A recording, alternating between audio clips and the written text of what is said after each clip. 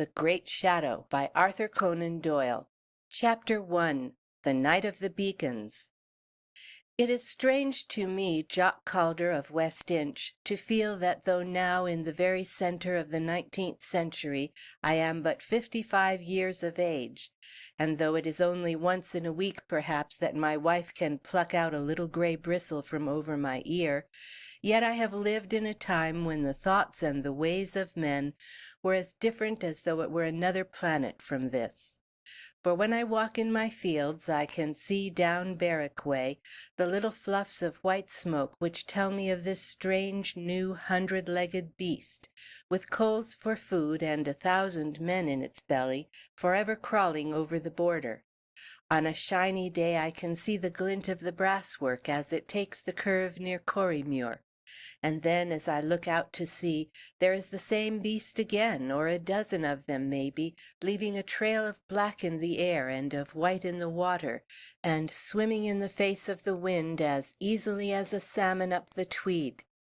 Such a sight as that would have struck my good old father speechless with wrath as well as surprise, for he was so stricken with the fear of offending the Creator that he was chary of contradicting nature, and always held the new thing to be nearly akin to the blasphemous.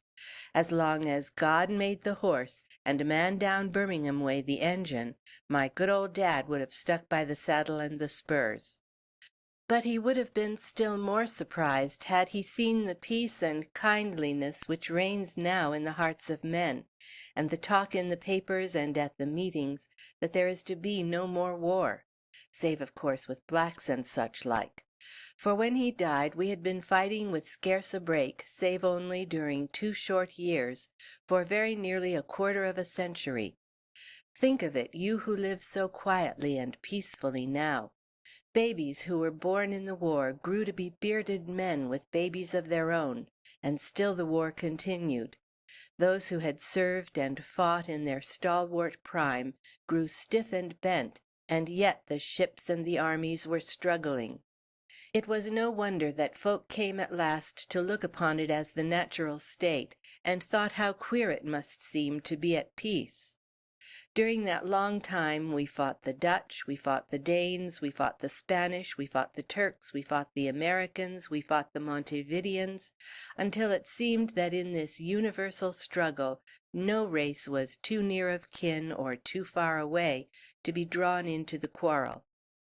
But most of all it was the French whom we fought, and the man whom of all others we loathed and feared and admired was the great captain who ruled them. It was very well to draw pictures of him and sing songs about him and make as though he were an impostor, but I can tell you that the fear of that man hung like a black shadow over all Europe, and that there was a time when the glint of a fire at night upon the coast would set every woman upon her knees and every man gripping for his musket. He had always won, that was the terror of it. The fates seemed to be behind him. And now we knew that he lay upon the northern coast with 150,000 veterans and the boats for their passage. But it is an old story how a third of the grown folk of our country took up arms, and how our little one-eyed, one-armed man crushed their fleet. There was still to be a land of free thinking and free speaking in Europe. There was a great beacon ready on the hill by Tweedmouth, built up of logs and tar barrels, and I can well remember how, night after night, I strained my eyes to see if it were ablaze. I was only 8 at the time, but it is an age when one takes a grief to heart, and I felt as though the fate of the country hung in some fashion upon me and my vigilance.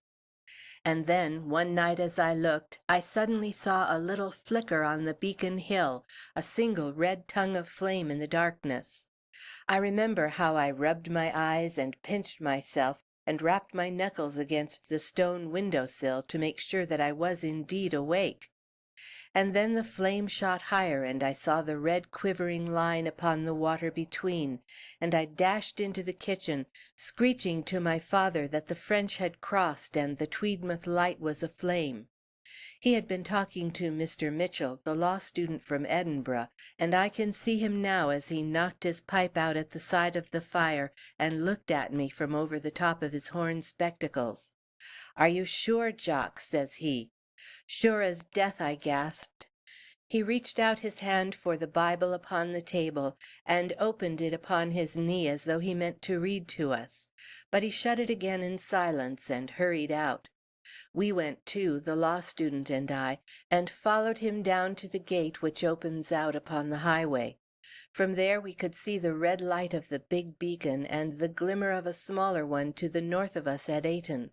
My mother came down with 2 plaids to keep the chill from us, and we all stood there until morning, speaking little to each other, and that little in a whisper.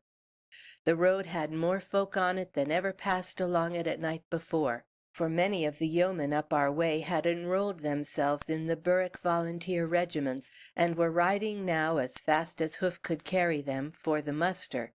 Some had a stirrup cup or 2 before parting, and I cannot forget one who tore past on a huge white horse, brandishing a great rusty sword in the moonlight. They shouted to us as they passed that the North Berwick Law fire was blazing, and that it was thought that the alarm had come from Edinburgh Castle. There were a few who galloped the other way, couriers for Edinburgh and the laird's son and Master Clayton the deputy sheriff, and such like. And among others there was one, a fine-built, heavy man on a roan horse, who pulled up at our gate and asked some question about the road. He took off his hat to ease himself, and I saw that he had a kindly, long-drawn face, and a great high brow that shot away up into tufts of sandy hair.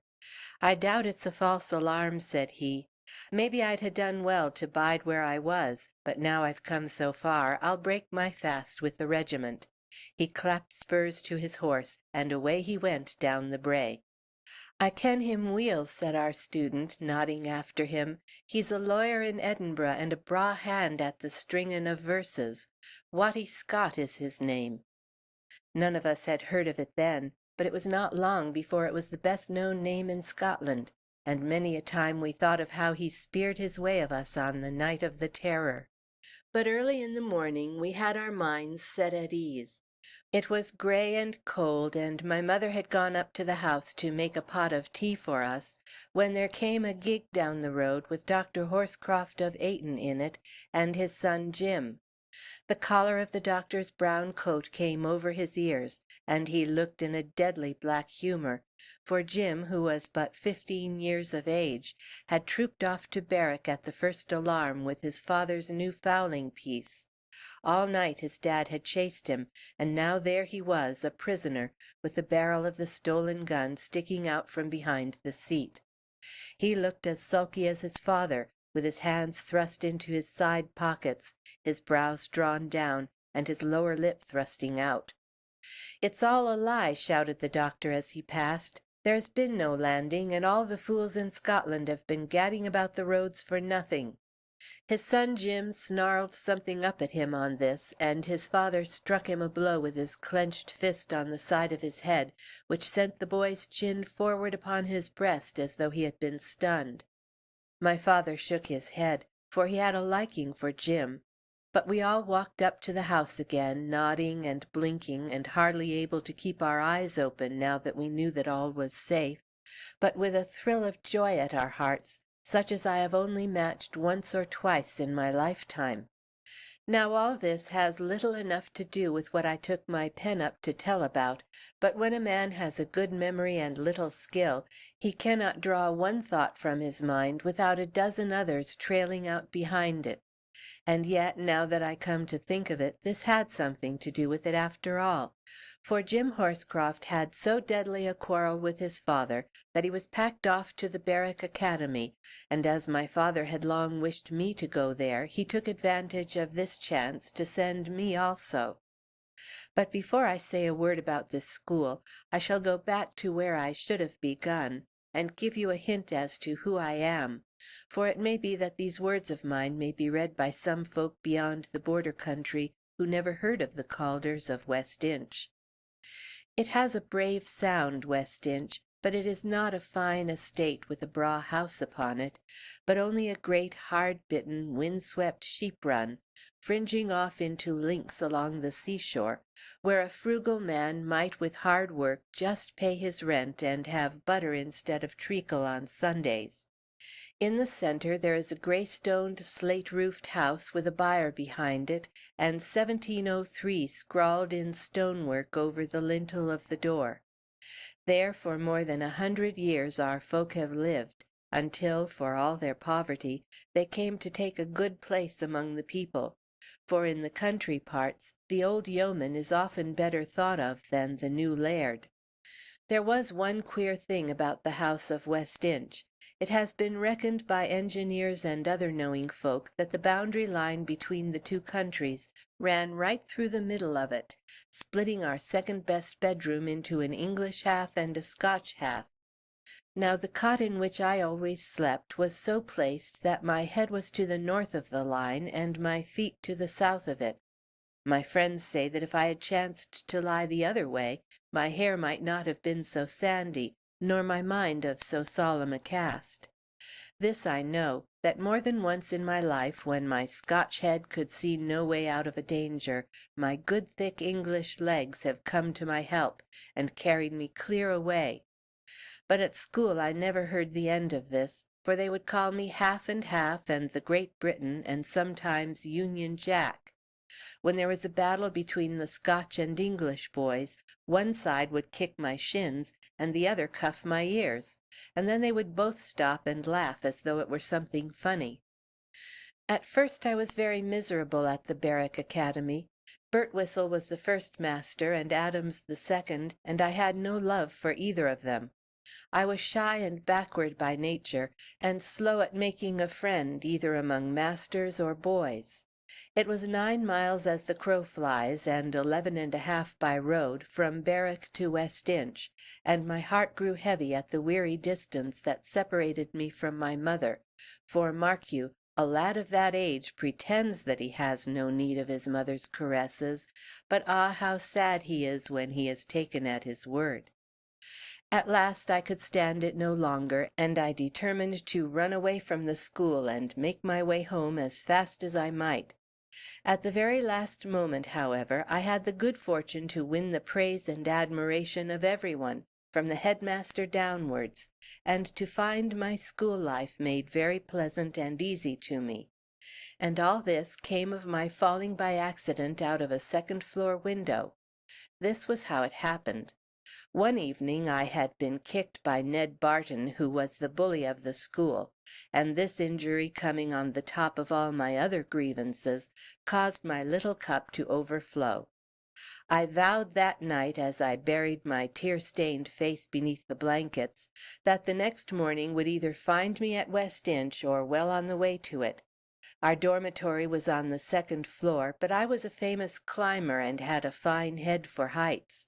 I used to think little, young as I was, of swinging myself with a rope round my thigh off the West Inch gable, and that stood 53 feet above the ground.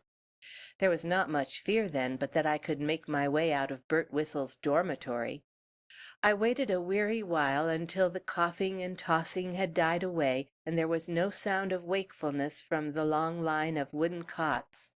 Then I very softly rose, slipped on my clothes, took my shoes in my hand, and walked tiptoe to the window. I opened the casement and looked out. Underneath me lay the garden, and close by my hand was the stout branch of a pear tree. An active lad could ask no better ladder. Once in the garden I had but a 5-foot wall to get over, and then there was nothing but distance between me and home. I took a firm grip of a branch with one hand, placed my knee upon another one, and was about to swing myself out of the window, when in a moment I was as silent and as still as though I had been turned to stone. There was a face looking at me from over the coping of the wall. A chill of fear struck to my heart at its whiteness and its stillness. The moon shimmered upon it, and the eyeballs moved slowly from side to side, though I was hid from them behind the screen of the pear tree. Then in a jerky fashion this white face ascended until the neck, shoulders, waist, and knees of a man became visible. He sat himself down on the top of the wall, and with a great heave he pulled up after him a boy about my own size, who caught his breath from time to time, as though to choke down a sob. The man gave him a shake with a few rough whispered words, and then the two dropped together down into the garden.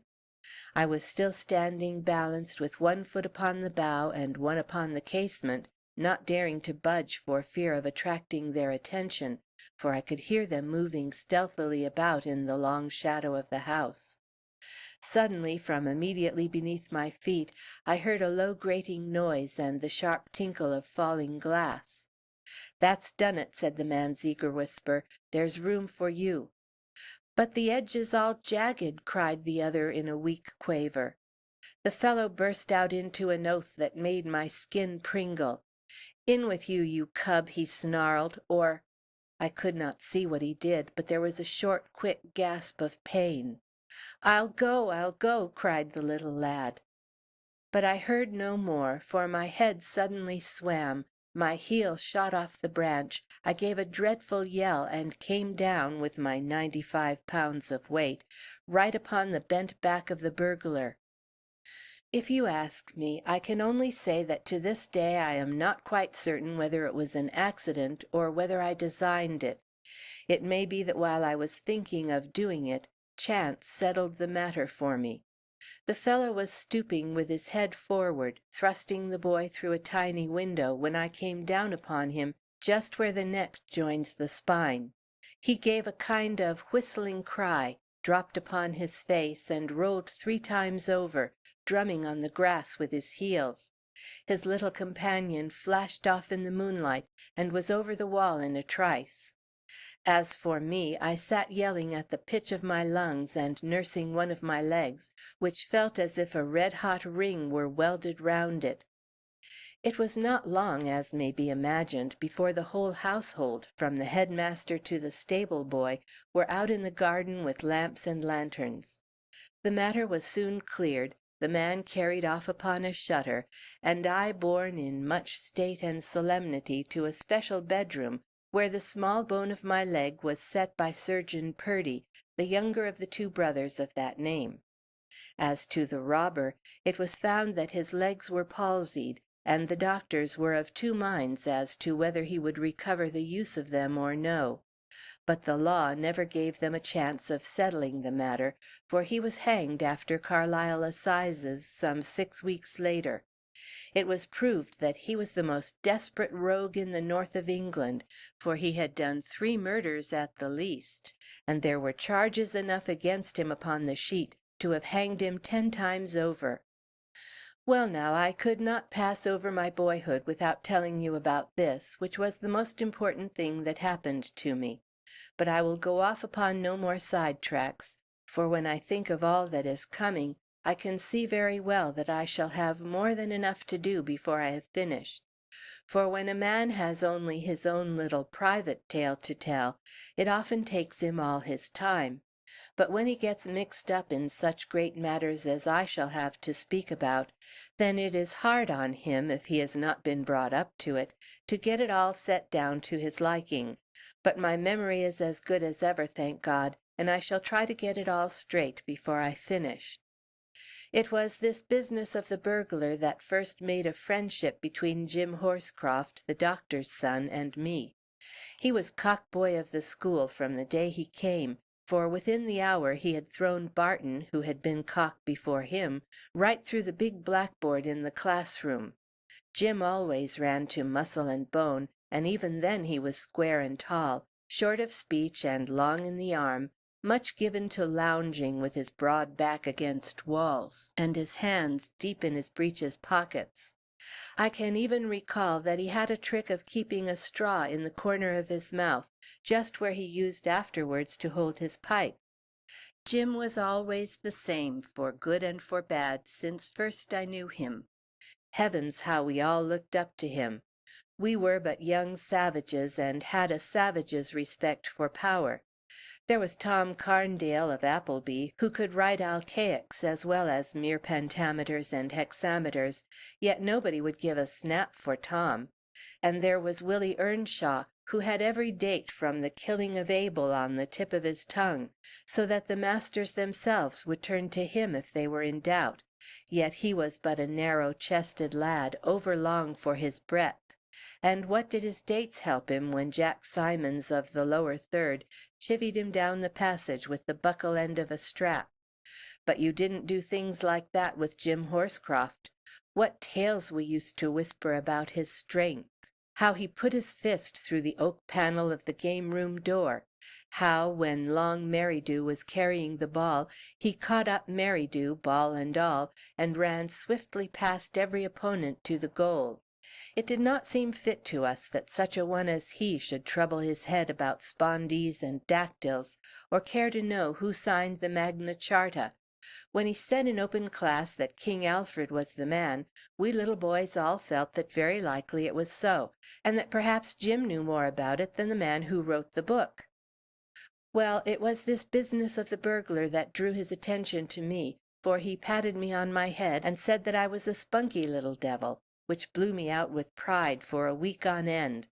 For 2 years we were close friends, for all the gap that the years had made between us, and though in passion or in want of thought he did many a thing that galled me, yet I loved him like a brother, and wept as much as would have filled an ink bottle when at last he went off to Edinburgh to study his father's profession. 5 years after that did I tide at Birtwhistle's, and when I left I had become cock myself, for I was wiry and as tough as whalebone, though I never ran to weight and sinew like my great predecessor. It was in Jubilee year that I left Birtwhistle's, and then for 3 years I stayed at home, learning the ways of the cattle. But still the ships and the armies were wrestling, and still the great shadow of Bonaparte lay across the country. How could I guess that I too should have a hand in lifting that shadow forever from our people? End of Chapter 1. Chapter 2. Cousin Edie of Eyemouth.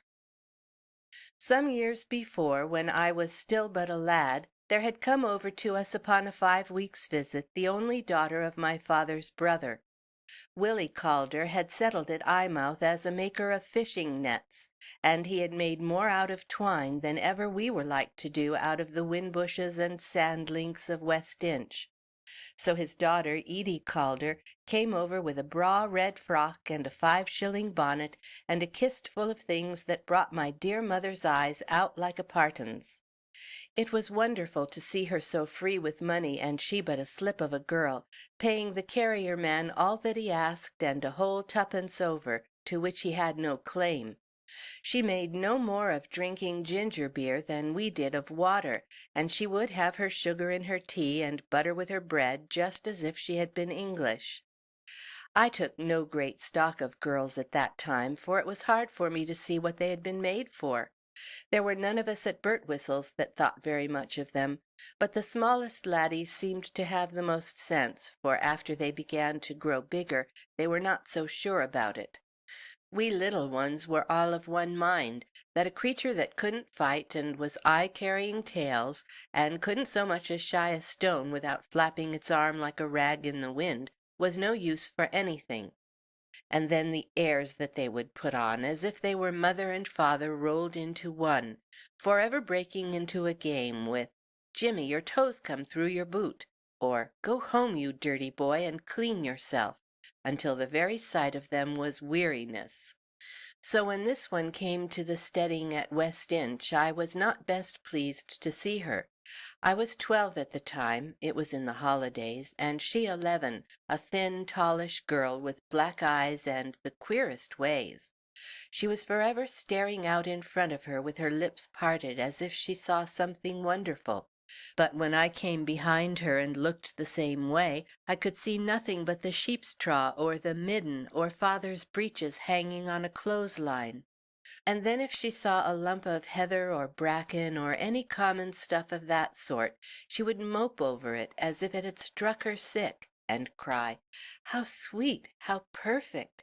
just as though it had been a painted picture. She didn't like games, but I used to make her play tig and such like. But it was no fun, for I could always catch her in 3 jumps, and she could never catch me, though she would come with as much rustle and flutter as 10 boys would make.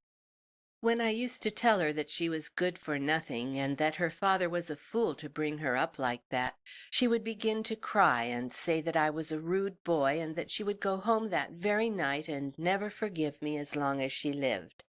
But in 5 minutes she had forgot all about it.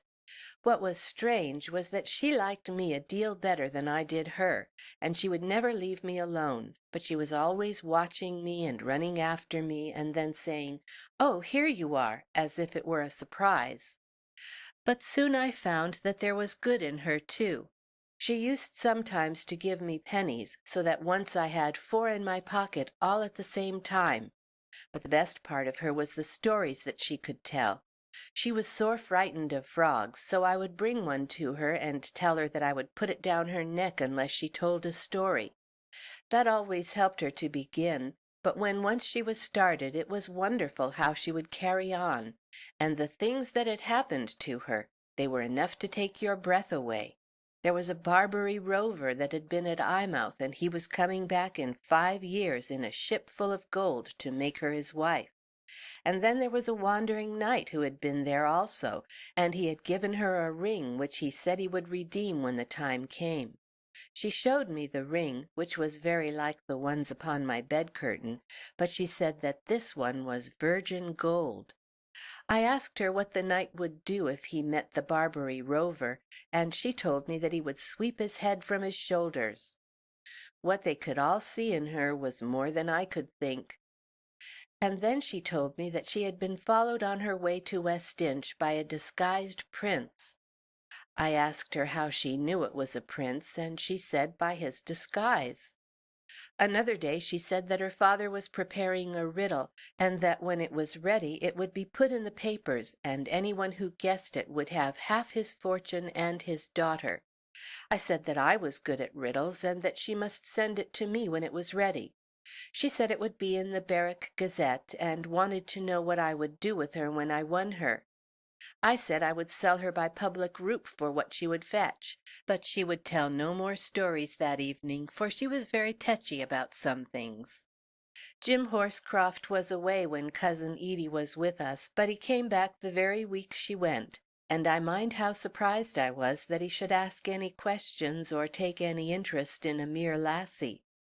He asked me if she were pretty, and when I said I hadn't noticed, he laughed and called me a mole, and said my eyes would be opened some day.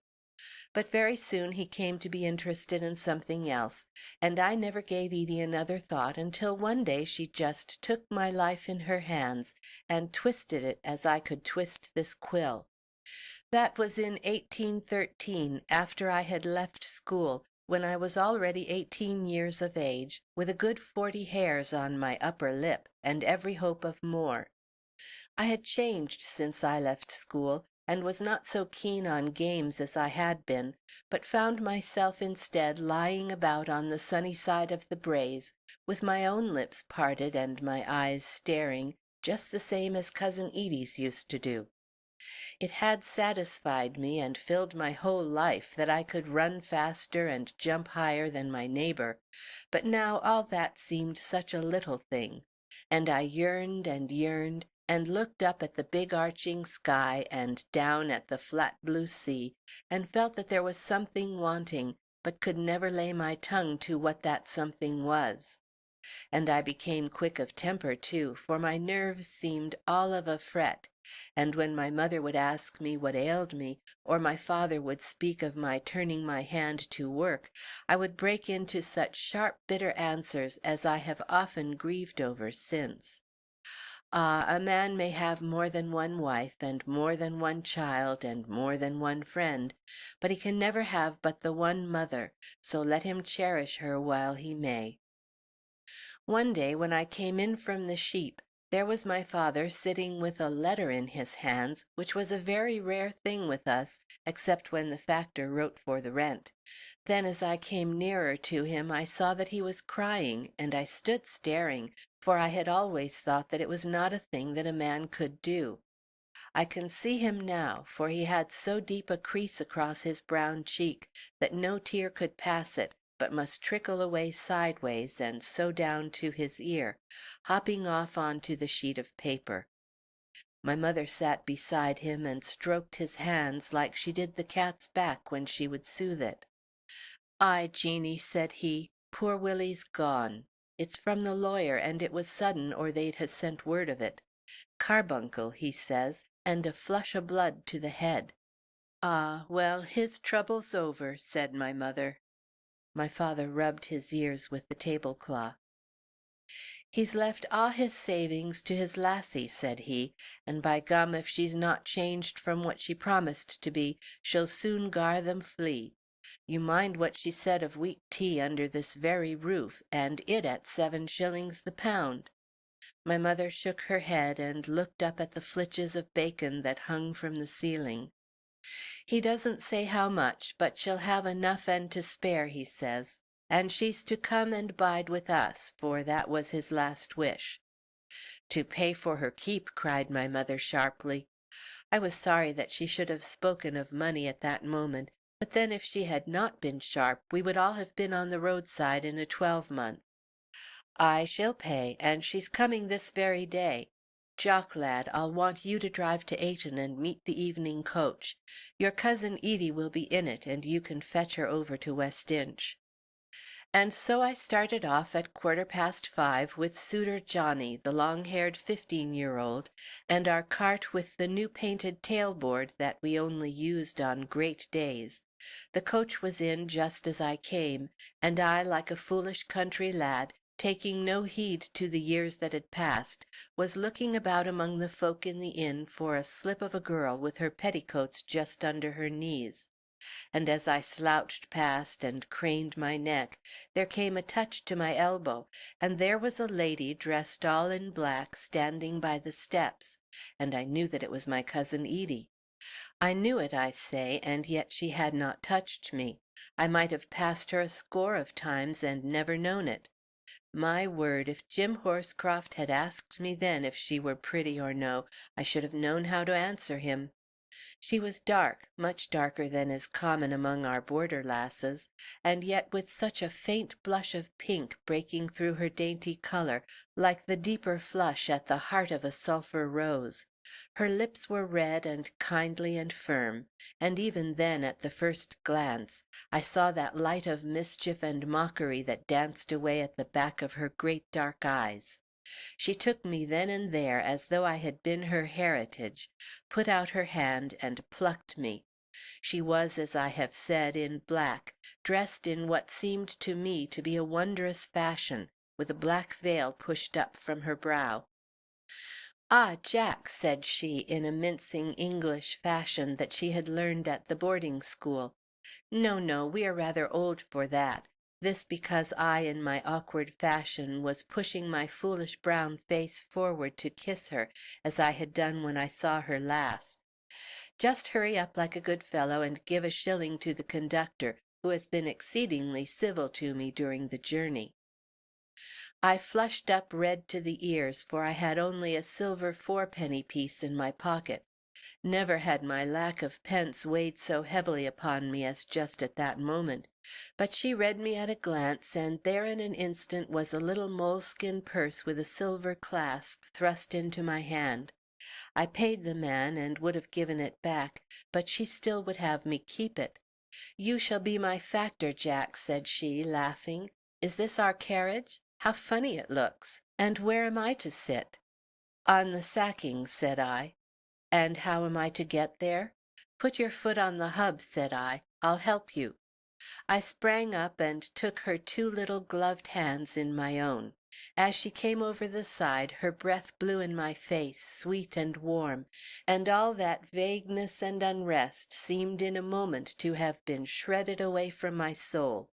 I felt as if that instant had taken me out from myself and made me one of the race. It took but the time of the flicking of the horse's tail, and yet something had happened, a barrier had gone down somewhere, and I was leading a wider and a wiser life. I felt it all in a flush, but shy and backward as I was, I could do nothing but flatten out the sacking for her.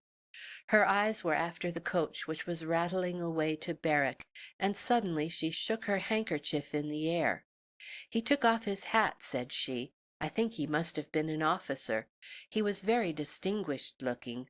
Perhaps you noticed him, a gentleman on the outside, very handsome, with a brown overcoat?" I shook my head, with all my flush of joy changed to foolish resentment. "Ah, well, I shall never see him again. Here are all the green braes and the brown winding road just the same as ever. And you, Jock, I don't see any great change in you either. I hope your manners are better than they used to be. You won't try to put any frogs down my back, will you?" I crept all over when I thought of such a thing. "We'll do all we can to make you happy at West Inch," said I, playing with the whip. "I'm sure it's very kind of you to take a poor lonely girl in," said she. "It's very kind of you to come, Cousin Edie," I stammered. "You'll find it very dull, I fear." "I suppose it is a little quiet, Jack, eh? Not many men about, as I remember it." "There's Major Elliott up at Corrymuir. He comes down of an evening, a real brave old soldier who had a ball in his knee under Wellington." "Ah, when I speak of men, Jack, I don't mean old folk with balls in their knees. I meant people of our own age that we could make friends of. By the way, that crabbed old doctor had a son, had he not?" "Oh yes, that's Jim Horscroft, my best friend." "Is he at home?" "No, he'll be home soon. He's still at Edinburgh, studying."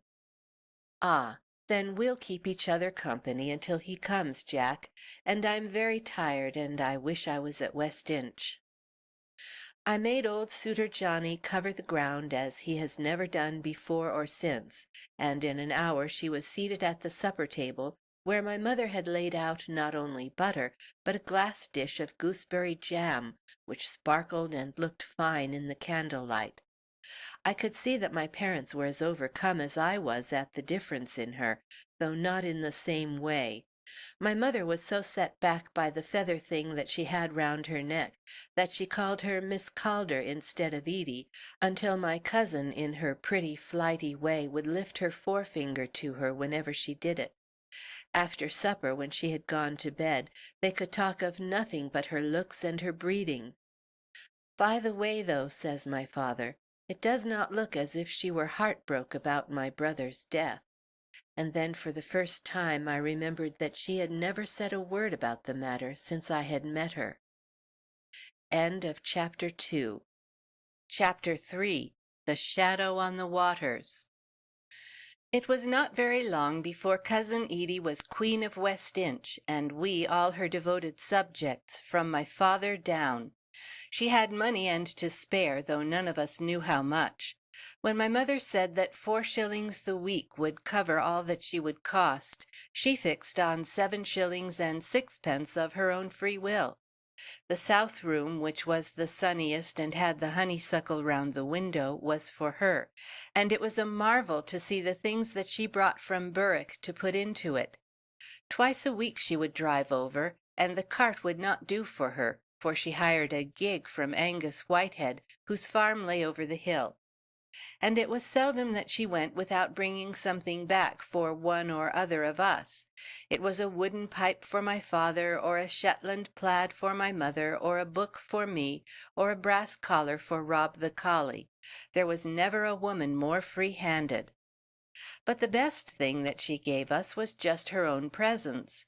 To me it changed the whole countryside, and the sun was brighter, and the braes greener, and the air sweeter from the day she came.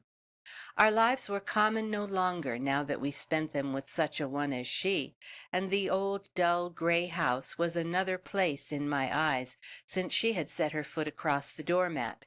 It was not her face, though that was winsome enough, nor her form, though I never saw the lass that could match her, but it was her spirit, her queer mocking ways, her fresh new fashion of talk, her proud whisk of the dress and toss of the head, which made one feel like the ground beneath her feet, and then the quick challenge in her eye and the kindly word that brought one up to her level again. But never quite to her level either. To me she was always something above and beyond. I might brace myself and blame myself and do what I would, but still I could not feel that the same blood ran in our veins, and that she was but a country lassie as I was a country lad. The more I loved her, the more frightened I was at her, and she could see the fright long before she knew the love. I was uneasy to be away from her, and yet when I was with her I was in a shiver all the time, for fear my stumbling talk might weary her or give her offence. Had I known more of the ways of women, I might have taken less pains. "You're a deal changed from what you used to be, Jack," said she, looking at me sideways from under her dark lashes. "You said not when first we met," says I. "Ah, I was speaking of your looks then, and of your ways now. You used to be so rough to me, and so masterful, and would have your own way, like the little man that you were. I can see you now with your tousled brown hair and your mischievous eyes. And now you are so gentle and quiet and soft-spoken." "One learns to behave," says I. "Ah, but Jack, I liked you so much better as you were." Well, when she said that I fairly stared at her, for I had thought that she could never have quite forgiven me for the way I used to carry on. That any one out of a daft house could have liked it was clean beyond my understanding. I thought of how when she was reading by the door I would go up on the moor with a hazel switch, and fix little clay balls at the end of it, and sling them at her until I made her cry. And then I thought of how I caught an eel in the Corrymuir burn and chivied her about with it, until she ran screaming under my mother's apron, half mad with fright, and my father gave me one on the ear hole with the porridge stick, which knocked me and my eel under the kitchen dresser. And these were the things that she missed. Well, she must miss them, for my hand would wither before I could do them now. But for the first time I began to understand the queerness that lies in a woman, and that a man must not reason about one, but just watch and try to learn. We found our level after a time, when she saw that she had just to do what she liked and how she liked, and that I was as much at her beck and call as old Rob was at mine. You'll think I was a fool to have had my head so turned, and maybe I was, but then you must think how little I was used to women, and how much we were thrown together. Besides, she was a woman in a million, and I can tell you that it was a strong head that would not be turned by her. Why, there was Major Elliott, a man that had buried 3 wives and had 12 pitched battles to his name. Edie could have turned him round her finger like a damp rag. She only knew from the boarding school. I met him hobbling from West Inch the first time after she came, with pink in his cheeks and a shine in his eye that took 10 years from him. He was cocking up his grey moustaches at either end and curling them into his eyes, and strutting out with his sound leg as proud as a piper. What she had said to him the Lord knows, but it was like old wine in his veins. "I've been up to see you, laddie," said he, "but I must home again now. My visit has not been wasted, however, as I had an opportunity of seeing la belle cousine. A most charming and engaging young lady, laddie." He had a formal, stiff way of talking, and was fond of jerking in a bit of the French, for he had picked some up in the Peninsula. He would have gone on talking of Cousin Edie, but I saw the corner of a newspaper thrusting out of his pocket, and I knew that he had come over, as was his way, to give me some news, for we heard little enough at West Inch. "What is fresh, Major?" I asked. He pulled the paper out with a flourish. "The Allies have won a great battle, my lad," says he. "I don't think Nap can stand up long against this. The Saxons have thrown him over, and he's been badly beat at Leipzig. Wellington is past the Pyrenees, and Graham's folk will be at Bayonne before long." I chucked up my hat. "Then the war will come to an end at last," I cried. "Ay, and time too," said he, shaking his head gravely. "It's been a bloody business. But it is hardly worth while for me to say now what was in my mind about you." "What was that?" "Well, laddie, you are doing no good here, and now that my knee is getting more limber, I was hoping that I might get on active service again. I wondered whether maybe you might like to do a little soldiering under me." My heart jumped at the thought. "Aye, would I?" cried. "But it'll be clear 6 months before I'll be fit to pass aboard, and it's long odds that Boney will be under lock and key before that." "And there's my mother," said I. "I doubt she'd never let me go." "Ah, well, she'll never be asked to now," he answered, and hobbled on upon his way. I sat down among the heather with my chin on my hand, turning the thing over in my mind, and watching him in his old brown clothes, with the end of a grey plaid flapping over his shoulder as he picked his way up the swell of the hill. It was a poor life this at West Inch, waiting to fill my father's shoes, with the same heath and the same burn and the same sheep, and the same grey house for ever before me. But over there, over the blue sea, ah, there was a life fit for a man. There was the Major, a man past his prime, wounded and spent, and yet planning to get to work again, whilst I, with all the strength of my youth, was wasting it upon these hillsides. A hot wave of shame flushed over me, and I sprang up all in a tingle to be off and playing a man's part in the world.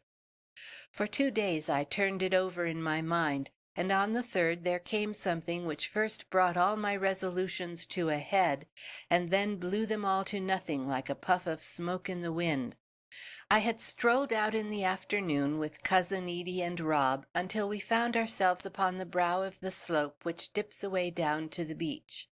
It was late in the fall, and the links were all bronzed and faded, but the sun still shone warmly, and a south breeze came in little hot pants, rippling the broad blue sea with white curling lines. I pulled an armful of bracken to make a couch for Edie, and there she lay in her listless fashion, happy and contented. For of all folk that I have ever met, she had the most joy from warmth and light. I leaned on a tussock of grass, with Rob's head upon my knee, and there, as we sat alone in peace in the wilderness, even there we saw suddenly thrown upon the waters in front of us the shadow of that great man over yonder, who had scrawled his name in red letters across the map of Europe. There was a ship coming up with the wind, a black sedate old merchantman bound for Leith as likely as not. Her yards were square, and she was running with all sail set. On the other tack, coming from the northeast, were two great ugly lugger-like craft, with one high mast each, and a big square brown sail. A prettier sight one would not wish to see than the three craft dipping along upon so fair a day. But of a sudden there came a spurt of flame and a whirl of blue smoke from one lugger, then the same from the second, and a rap, rap, rap from the ship. In a twinkling hell had elbowed out heaven, and there on the waters was hatred and savagery and the lust for blood. We had sprung to our feet at the outburst, and Edie put her hand all in a tremble upon my arm. "They're fighting, Jack!" she cried. "What are they? Who are they?" My heart was thudding with the guns, and it was all that I could do to answer her for the catch of my breath. "It's two French privateers, Edie," said I. "Chasse Marys, they call them, and yon's one of our merchant ships, and they'll take her as sure as death, for the Major says they've always got heavy guns, and are as full of men as an egg is full of meat. Why doesn't the fool make back for Tweedmouth Bar?" But not an inch of canvas did she lower, but floundered on in her stolid fashion, while a little black ball ran up to her peak, and the rare old flag streamed suddenly out from the halyard. Then again came the rap, rap, rap of her little guns, and the boom, boom of the big carronades in the bows of the lugger. An instant later the three ships met, and the merchantman staggered on like a stag with two wolves hanging to its haunches. The three became but a dark blur amid the smoke, with the top spars thrusting out in a bristle, and from the heart of that cloud came the quick red flashes of flame, and such a devil's racket of big guns and small, cheering and screaming, as was to din in my head for many a week. For a stricken hour the hell cloud moved slowly across the face of the water, and still with our hearts in our mouths we watched the flap of the flag, straining to see if it were yet there. And then suddenly the ship, as proud and black and high as ever, shot on upon her way. And as the smoke cleared, we saw one of the luggers squattering like a broken-winged duck upon the water, and the other working hard to get the crew from her before she sank. For all that hour I had lived for nothing but the fight. My cap had been whisked away by the wind, but I had never given it a thought. Now, with my heart full, I turned upon my cousin Edie, and the sight of her took me back 6 years. There was the vacant, staring eye and the parted lips, just as I had seen them in her girlhood, and her little hands were clenched until the knuckles gleamed like ivory. "Ah, that captain," said she, talking to the heath and the whin-bushes. "There is a man so strong, so resolute. What woman would not be proud of a man like that?" "Ay, he did well," I cried with enthusiasm. She looked at me as if she had forgotten my existence. "I would give a year of my life to meet such a man," said she. "But that is what living in the country means. One never sees anybody but just those who are fit for nothing better." I do not know that she meant to hurt me, though she was never very backward at that. But whatever her intention, her words seemed to strike straight upon a naked nerve. "Very well, Cousin Edie," I said, trying to speak calmly. "That puts the cap on it. I'll take the Bounty in Berwick to-night." "What, Jack, you be a soldier?" "Yes, if you think that every man that bides in the country must be a coward." "Oh, you'd look so handsome in a red coat, Jack, and it improves you vastly when you are in a temper. I wish your eyes would always flash like that, for it looks so nice and manly. But I am sure that you are joking about the soldiering." "I'll let you see if I am joking." Then and there I set off, running over the moor, until I burst into the kitchen where my mother and father were sitting on either side of the ingle. "Mother," I cried, "I'm off for a soldier." Had I said I was off for a burglar, they could not have looked worse over it, for in those days among the decent, canny country folks it was mostly the black sheep that were herded by the sergeant. But my word, those same black sheep did their country some rare service, too. My mother put up her mittens to her eyes, and my father looked as black as a peat-hole. "Hoots, Jock, you're daft," says he. "Daft or no, I'm going." "Then you'll have no blessing from me." "Then I'll go without." At this my mother gives a screech and throws her arms about my neck. I saw her hand, all hard and worn and knuckly with the work she had done for my upbringing, and it pleaded with me as words could not have done. My heart was soft for her, but my will was as hard as a flint edge. I put her back in her chair with a kiss, and then ran to my room to pack my bundle. It was already growing dark, and I had a long walk before me, so I thrust a few things together and hastened out. As I came through the side door, someone touched my shoulder, and there was Edie in the gloaming. "Silly boy," said she, "you are not really going." "Am I not? You'll see. But your father does not wish it, nor your mother." "I know that." "Then why go?" "You ought to know." "Why, then?" "Because you make me." "I don't want you to go, Jack." "You said it. You said that the folk in the country were fit for nothing better. You always speak like that. You think no more of me than of those dews in the cot.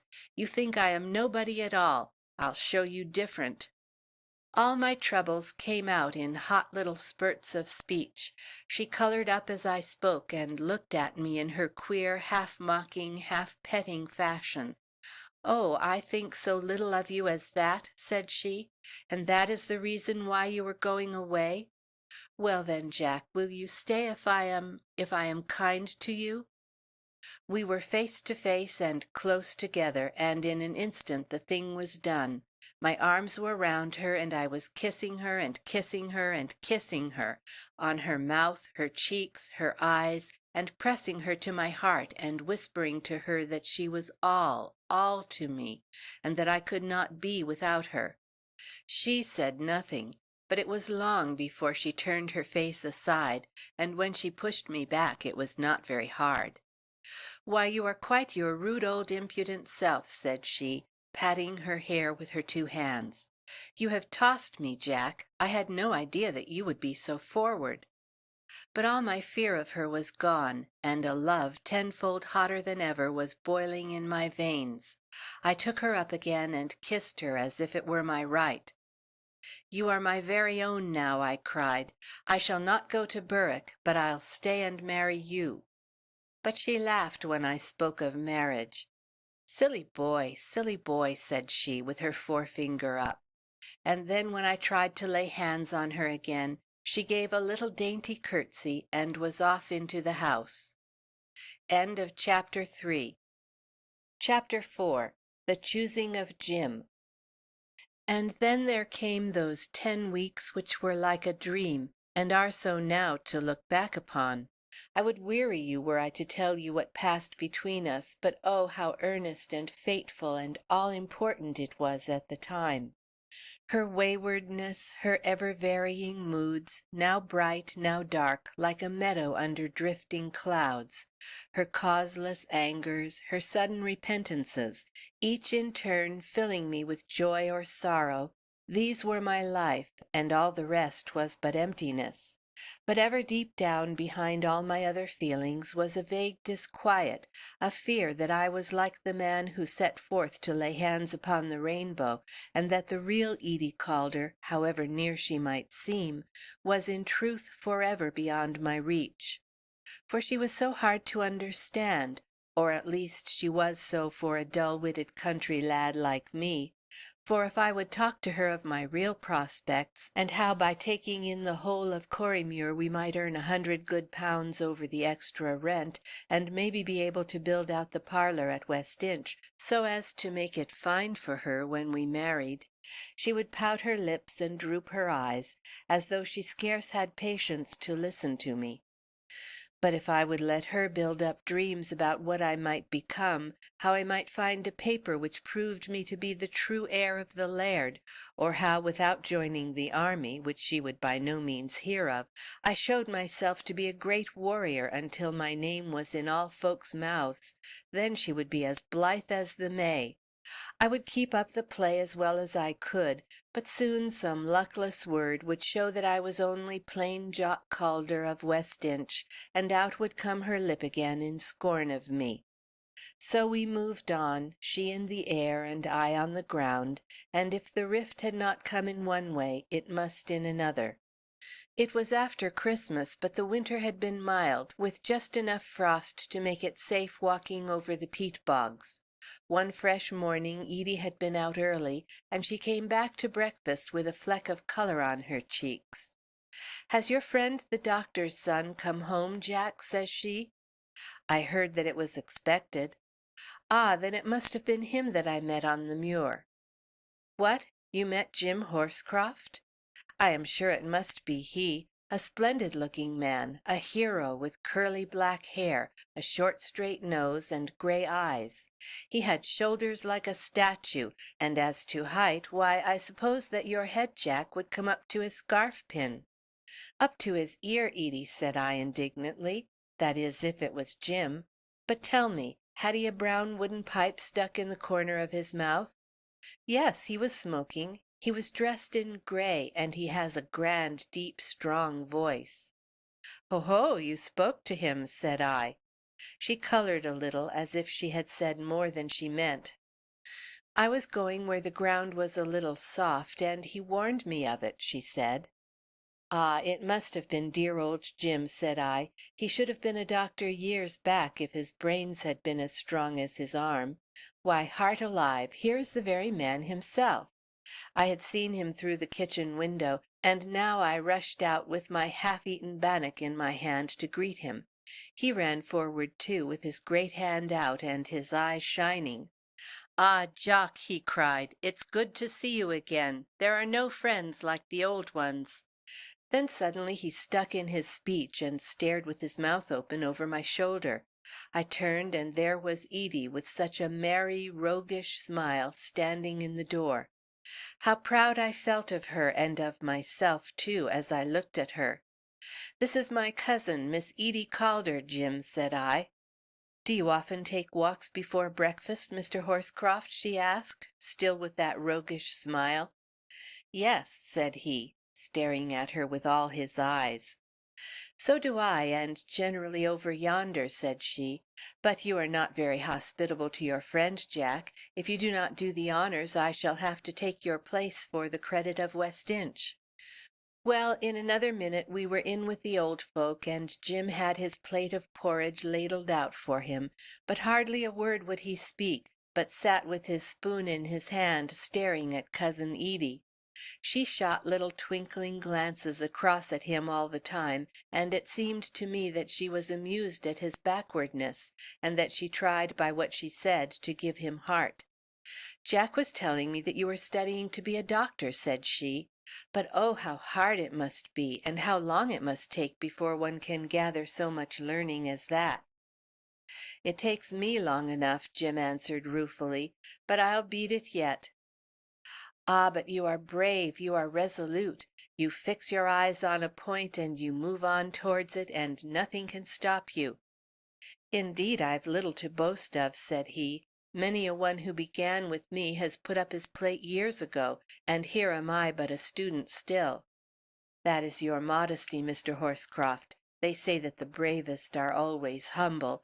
But then when you have gained your end, what a glorious career! To carry healing in your hands, to raise up the suffering, to have for one's sole end the good of humanity." Honest Jim wriggled in his chair at this. "I'm afraid I have no such very high motives, Miss Calder," said he. "It's to earn a living and to take over my father's business that I do it.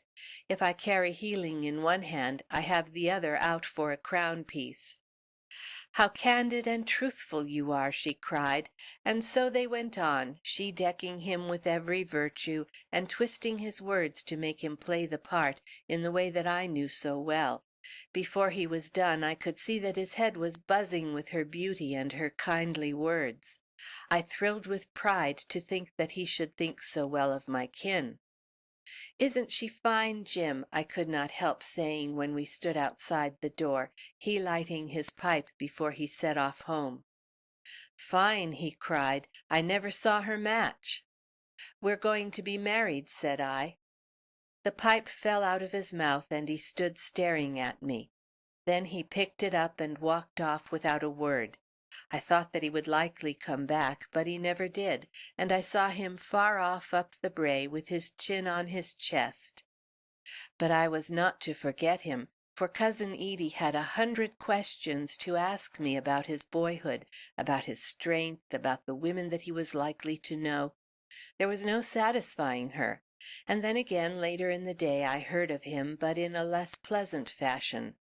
It was my father who came home in the evening with his mouth full of poor Jim. He had been deadly drunk since midday, had been down to Westhouse Links to fight the gypsy champion, and it was not certain that the man would live through the night. My father had met Jim on the high road, dour as a thunder cloud, and with an insult in his eye for every man that passed him. "Good sakes!" said the old man. "He'll make a fine practice for himsel' if breaking banes will do it." Cousin Edie laughed at all this, and I laughed because she did, but I was not so sure that it was funny. On the third day afterwards I was going up Corriemuir by the sheep track, when who should I see striding down but Jim himself. But he was a different man from the big, kindly fellow who had supped his porridge with us the other morning. He had no collar nor tie, his vest was open, his hair matted, and his face mottled, like a man who has drunk heavily overnight. He carried an ash stick, and he slashed at the whin bushes on either side of the path. "Why, Jim," said I. But he looked at me in the way that I had often seen at school when the devil was strong in him, and when he knew that he was in the wrong, and yet set his will to brazen it out. Not a word did he say, but he brushed past me on the narrow path and swaggered on, still brandishing his ash plant and cutting at the bushes. Ah, well, I was not angry with him. I was sorry, very sorry, and that was all. Of course I was not so blind but that I could see how the matter stood.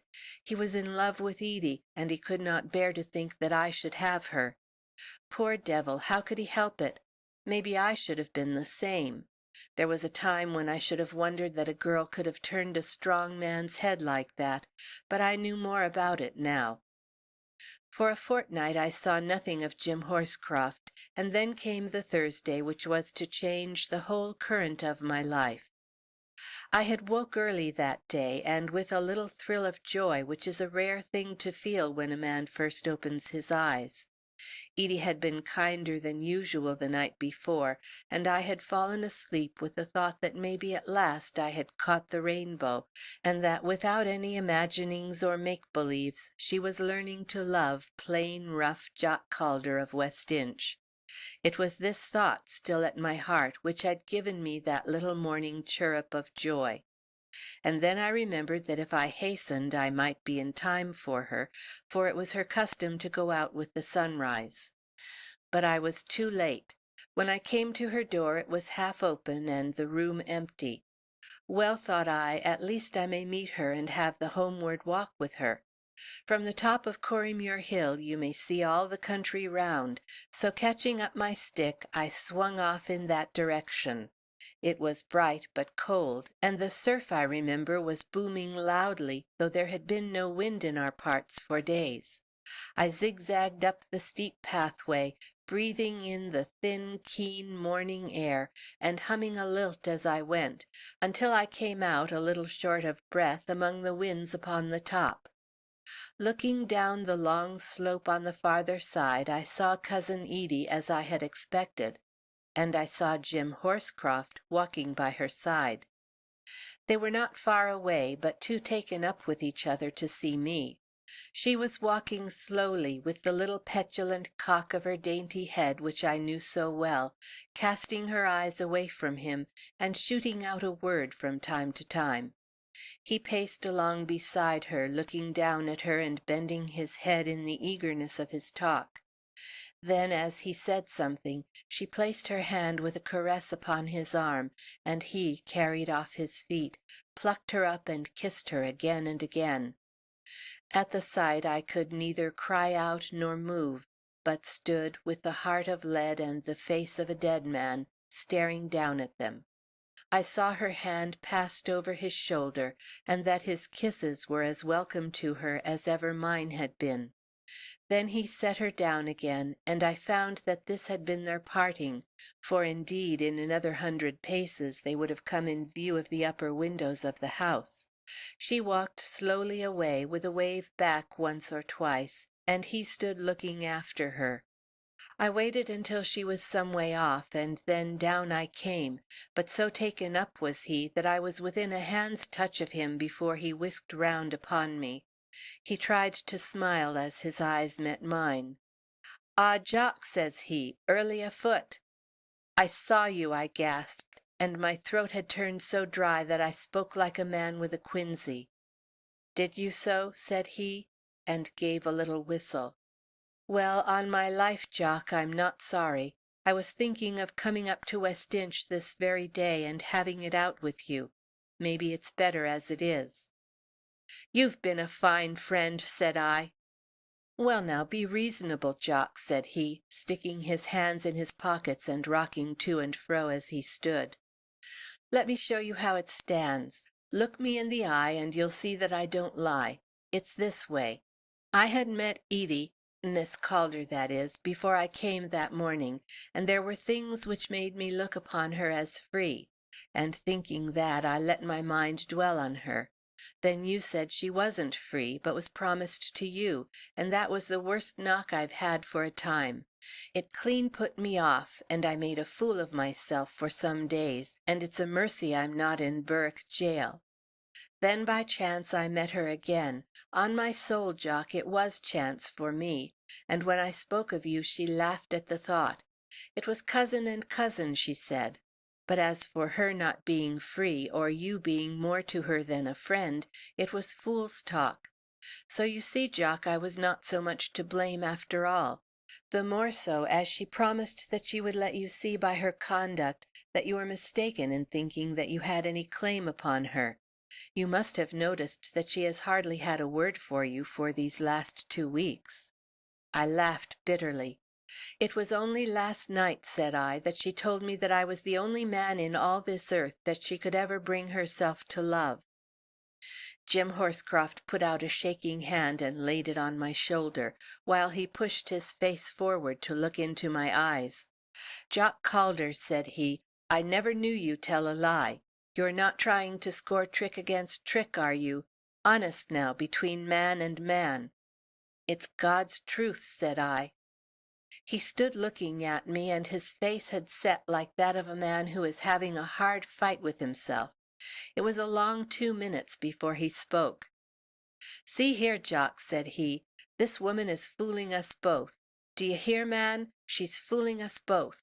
She loves you at West Inch, and she loves me on the Braeside, and in her devil's heart she cares a windblossom for neither of us.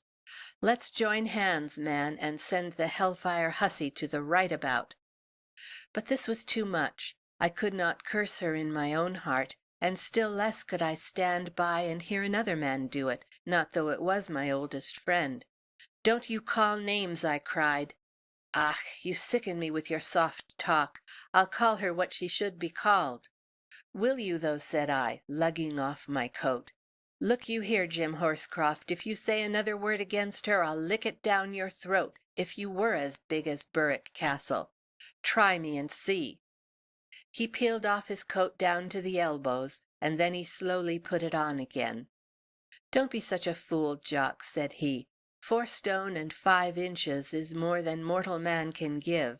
2 old friends mustn't fall out over such a— well, there, I won't say it. Well, by the Lord, if she hasn't nerve for 10!" I looked round, and there she was, not 20 yards from us, looking as cool and easy and placid as we were hot and fevered. "I was nearly home," said she, "when I saw you 2 boys very busy talking, so I came all the way back to know what it was about." Horscroft took a run forward and caught her by the wrist. She gave a little squeal at the sight of his face, but he pulled her towards where I was standing. "Now, Jock, we've had tomfoolery enough," said he. "Here she is. Shall we take her word as to which she likes? She can't trick us now that we're both together." "I am willing," said I. "And so am I. If she goes for you, I swear I'll never so much as turn an eye on her again. Will you do as much for me?" "Yes, I will." "Well, then, look here, you. We're both honest men and friends, and we tell each other no lies, and so we know your double ways. I know what you said last night. Jock knows what you said to-day. Do you see? Now then, fair and square, here we are before you. Once and have done. Which is it to be, Jock or me?" You would have thought that the woman would have been overwhelmed with shame, but instead of that her eyes were shining with delight, and I dare wager that it was the proudest moment of her life. As she looked from one to the other of us, with the cold morning sun glittering on her face, I had never seen her look so lovely. Jim felt it also, I am sure, for he dropped her wrist, and the harsh lines were softened upon his face. "Come, Edie, which is it to be?" he asked. "Naughty boys, to fall out like this!" she cried. "Cousin Jack, you know how fond I am of you." "Oh, then go to him," said Horscroft. "But I love nobody but Jim. There is nobody that I love like Jim." She snuggled up to him and laid her cheek against his breast. "You see, Jock," said he, looking over her shoulder. I did see, and away I went for West Inch, another man from the time that I left it. End of Chapter 4. Chapter 5. The Man from the Sea. Well, I was never one to sit groaning over a cracked pot. If it could not be mended, then it is the part of a man to say no more of it. For weeks I had an aching heart. Indeed, it is a little sore now, after all these years and a happy marriage, when I think of it.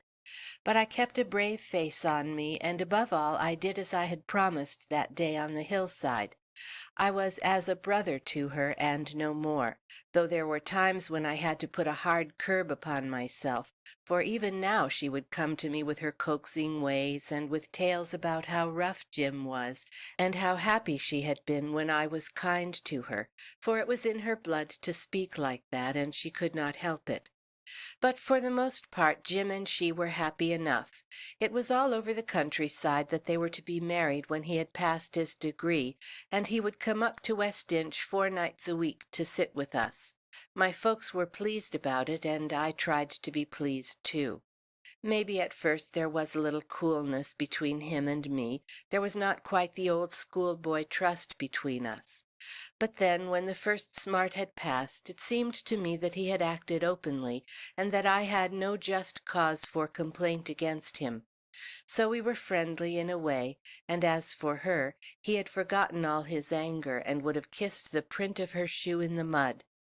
We used to take long rambles together, he and I, and it is about one of these that I now want to tell you. We had passed over Bramston Heath and round the clump of firs which screens the house of Major Elliott from the sea wind. It was spring now, and the year was a forward one, so that the trees were well leaved by the end of April.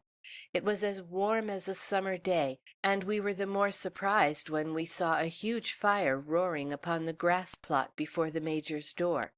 There was half a fir tree in it, and the flames were spouting up as high as the bedroom windows.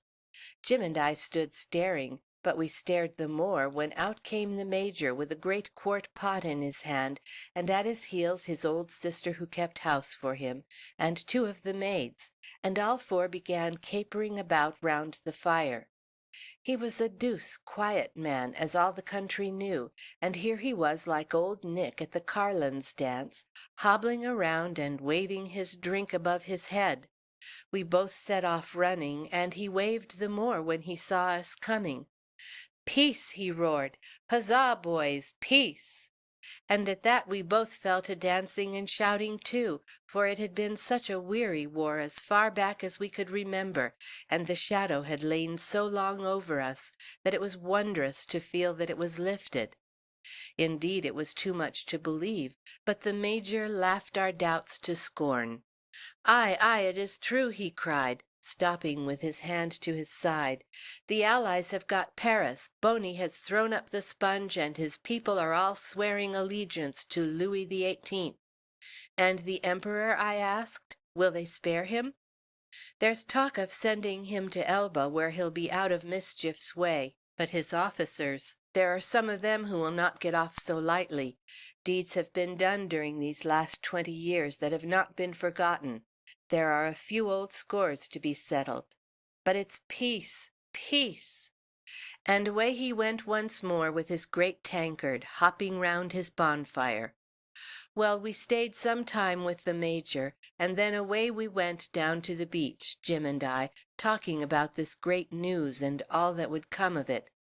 He knew a little and I knew less, but we pieced it all together and talked about how the prices would come down, how our brave fellows would return home, how the ships could go where they would in peace, and how we could pull all the coast beacons down, for there was no enemy now to fear.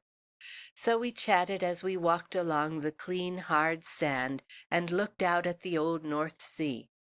How little did Jim know at that moment, as he strode along by my side so full of health and of spirits, that he had reached the extreme summit of his life, and that from that hour all would in truth be upon the downward slope. There was a little haze out to sea, for it had been very misty in the early morning, though the sun had thinned it. As we looked seawards, we suddenly saw the sail of a small boat break out through the fog and come bobbing along towards the land. A single man was seated in the sheets, and she yawed about as she ran, as though he were of 2 minds whether to beach her or no. At last, determined it may be by our presence, he made straight for us, and her keel grated upon the shingle at our very feet. He dropped his sail, sprang out, and pulled her bows up on the beach. "Great Britain, I believe," said he, turning briskly round and facing us. He was a man somewhat above middle height, but exceedingly thin. His eyes were piercing and set close together, a long sharp nose jutted out from between them, and beneath them was a bristle of brown moustache as wiry and stiff as a cat's whiskers. He was well dressed in a suit of brown with brass buttons, and he wore high boots which were all roughened and dulled by the sea water. His face and hands were so dark that he might have been a Spaniard, but as he raised his hat to us, we saw that the upper part of his brow was quite white, and that it was from without that he had his swarthiness. He looked from one to the other of us, and his gray eyes had something in them which I had never seen before. You could read the question, but there seemed to be a menace at the back of it, as if the answer were a right and not a favor. "Great Britain?" he asked again, with a quick tap of his foot on the shingle. "Yes," said I, while Jim burst out laughing. "England? Scotland?" "Scotland, but it's England past yonder trees." "Bon, I know where I am now. I've been in a fog without a compass for nearly 3 days, and I didn't thought I was ever to see land again." He spoke English glibly enough, but with some strange turn of speech from time to time. "Where did you come from, then?" asked Jim. "I was in a ship that was wrecked," said he shortly. "What is the town down yonder?" "It is Berwick." "Ah! Well, I must get stronger before I can go further." He turned towards the boat, and as he did so he gave a lurch, and would have fallen had he not caught the prow. On this he seated himself and looked round with a face that was flushed and two eyes that blazed like a wild beast's. "Voltigeur de la Garde!" he roared in a voice like a trumpet call, and then again, "Voltigeur de la Garde!" He waved his hat above his head, and suddenly pitching forwards upon his face on the sand, he lay all huddled in a little brown heap. Jim Horscroft and I stood and stared at each other. The coming of the man had been so strange, and his questions, and now this sudden turn. We took him by a shoulder each and turned him upon his back. There he lay with his jutting nose and his cat's whiskers, but his lips were bloodless, and his breath would scarce shake a feather. "He's dying, Jim!" I cried. "Ay, for want of food and water. There's not a drop or crumb in the boat. Maybe there's something in the bag." He sprang and brought out a black leather bag, which, with a large blue coat, was the only thing in the boat. It was locked, but Jim had it open in an instant. It was half full of gold pieces. Neither of us had ever seen so much before, no, nor a tenth part of it. There must have been hundreds of them, all bright new British sovereigns. Indeed, so taken up were we that we had forgotten all about their owner, until a groan took our thoughts back to him. His lips were bluer than ever, and his jaw had dropped. I can see his open mouth now, with its row of white wolfish teeth. "My God, he's off!" cried Jim. "Here, run to the burn, Jock, for a hatful of water. Quick, man, or he's gone. I'll loosen his things the while." Away I tore, and was back in a minute with as much water as would stay in my Glengarry. Jim had pulled open the man's coat and shirt, and we doused the water over him, and forced some between his lips. It had a good effect, for after a gasp or two he sat up and rubbed his eyes slowly, like a man who is waking from a deep sleep. But neither Jim nor I were looking at his face now, for our eyes were fixed upon his uncovered chest. There were two deep red puckers in it, one just below the collar bone, and the other about halfway down on the right side. The skin of his body was extremely white up to the brown line of his neck, and the angry crinkled spots looked the more vivid against it. From above I could see that there was a corresponding pucker in the back at one place, but not at the other. Inexperienced as I was, I could tell what that meant.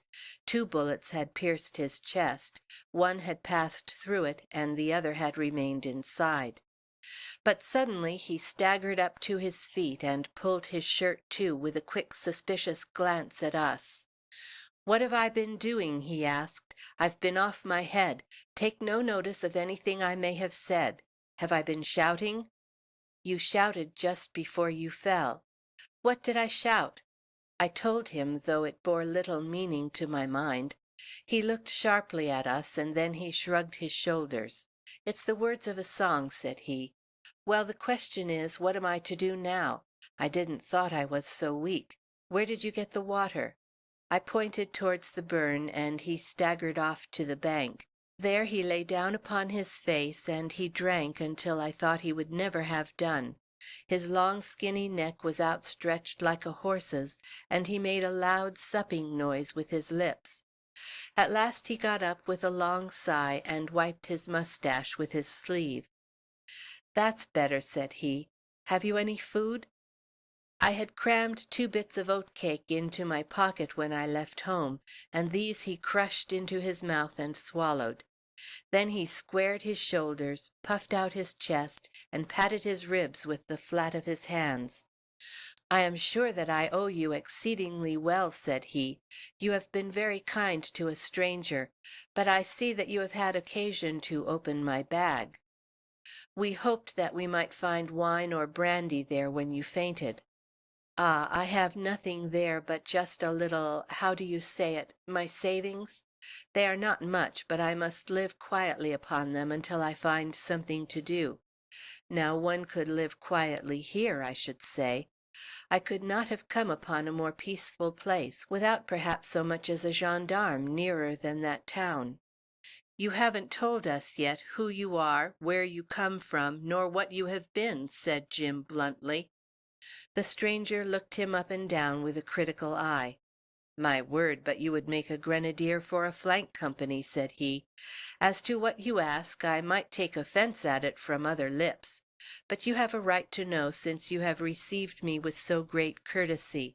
My name is Bonaventure de Lapp. I am a soldier and a wanderer by trade, and I have come from Dunkirk, as you may see printed upon the boat." "I thought that you had been shipwrecked," said I. But he looked at me with the straight gaze of an honest man. "That is right," said he, "but the ship went from Dunkirk, and this is one of her boats. The crew got away in the long boat, and she went down so quickly that I had no time to put anything into her. That was on Monday. And to-day's Thursday. You have been 3 days without bite or sup." "It is too long," said he. "Twice before I have been for 2 days, but never quite so long as this. Well, I shall leave my boat here, and see whether I can get lodgings in any of these little gray houses upon the hillsides. Why is that great fire burning over yonder?" "It is one of our neighbors who has served against the French. He's rejoicing because peace has been declared." "Oh, you have a neighbor who has served, then. I am glad, for I too have seen a little soldiering here and there." He did not look glad, but he drew his brows down over his keen eyes. "You are French, are you not?" I asked, as we all walked up the hill together, he with his black bag in his hand, and his long blue cloak slung over his shoulder. "Well, I am of Alsace," said he, "and you know they are more German than French. For myself, I have been in so many lands that I feel at home in all. I have been a great traveler. And where do you think that I might find a lodging?" I can scarcely tell now, on looking back with the great gap of 35 years between, what impression this singular man had made upon me. I distrusted him, I think, and yet I was fascinated by him also, for there was something in his bearing, in his look, and his whole fashion of speech which was entirely unlike anything that I had ever seen. Jim Horscroft was a fine man, and Major Elliott was a brave one, but they both lacked something that this wanderer had. It was the quick alert look, the flash of the eye, the nameless distinction which is so hard to fix. And then we had saved him when he lay gasping upon the shingle, and one's heart always softens towards what one has once helped. "If you will come with me," said I have little doubt that I can find you a bed for a night or two, and by that time you will be better able to make your own arrangements." He pulled off his hat and bowed with all the grace imaginable. But Jim Horscroft pulled me by the sleeve and led me aside. "You're mad, Jock," he whispered. "The fellow's a common adventurer. What do you want to get mixed up with him for?" but I was as obstinate a man as ever laced his boots, and if you jerked me back it was the finest way of sending me to the front. "He's a stranger, and it's our part to look after him," said I. "You'll be sorry for it," said he. "Maybe so. If you don't think of yourself, you might think of your cousin. Edie can take very good care of herself." "Well, then, the devil take you, and you may do what you like," he cried, in one of his sudden flushes of anger. Without a word of farewell to either of us, he turned off upon the track that led up towards his father's house. Bonaventure de Lapp smiled at me as we walked on together. "I didn't thought he liked me very much," said he. "I can see very well that he has made a quarrel with you because you are taking me to your home. What does he think of me, then? Does he think, perhaps, that I have stole the gold in my bag, or what is it that he fears?" "Tut, I neither know nor care," said I. "No stranger shall pass our door without a crust and a bed." With my head cocked, and feeling as if I was doing something very fine instead of being the most egregious fool south of Edinburgh, I marched on down the path with my new acquaintance at my elbow. End of Chapter 5. Chapter 6. A Wandering Eagle. My father seemed to be much of Jim Horscroft's opinion, for he was not over warm to this new guest, and looked him up and down with a very questioning eye. He set a dish of vinegared herrings before him, however, and I noticed that he looked more askance than ever when my companion ate 9 of them, for 2 were always our portion. When at last he had finished, Bonaventure de Lapp's lids were drooping over his eyes, for I doubt that he had been sleepless as well as foodless for these 3 days. It was but a poor room to which I had led him, but he threw himself down upon the couch, wrapped his big blue cloak around him, and was asleep in an instant. He was a very high and strong snorer, and as my room was next to his, I had reason to remember that we had a stranger within our gates. When I came down in the morning, I found that he had been beforehand with me, for he was seated opposite my father at the window table in the kitchen, their heads almost touching, and a little roll of gold pieces between them. As I came in, my father looked up at me, and I saw a light of greed in his eyes such as I had never seen before. He caught up the money with an eager clutch, and swept it into his pocket.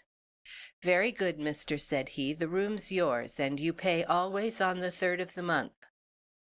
"Ah, and here is my first friend," cried de Lapp, holding out his hand to me with a smile which was kindly enough, and yet had that touch of patronage which a man uses when he smiles to his dog. "I am myself again now, thanks to my excellent supper and good night's rest. Ah, it is hunger that takes the courage from a man, that most, and cold next." "Ay, that's right," said my father. "I've been out on the moors in a snowdrift for 36 hours, and ken what it's like." "I once saw 3,000 men starve to death," remarked de Lapp, putting out his hands to the fire. "Day by day they got thinner and more like apes, and they did come down to the edge of the pontoons where we did keep them, and they howled with rage and pain. The first few days their howls went over the whole city, but after a week our sentries on the bank could not hear them, so weak they had fallen." "And they died!" I exclaimed. "They held out a very long time. Austrian grenadiers they were, of the corps of Starowitz, fine stout men as big as your friend of yesterday. But when the town fell there were but 400 alive, and a man could lift them 3 at a time as if they were little monkeys. It was a pity. Ah, my friend, you will do me the honors with madame and with mademoiselle." It was my mother and Edie who had come into the kitchen. He had not seen them the night before, but now it was all I could do to keep my face as I watched him, for instead of our homely Scottish nod, he bent up his back like a looping trout, and slid his foot, and clapped his hand over his heart in the queerest way.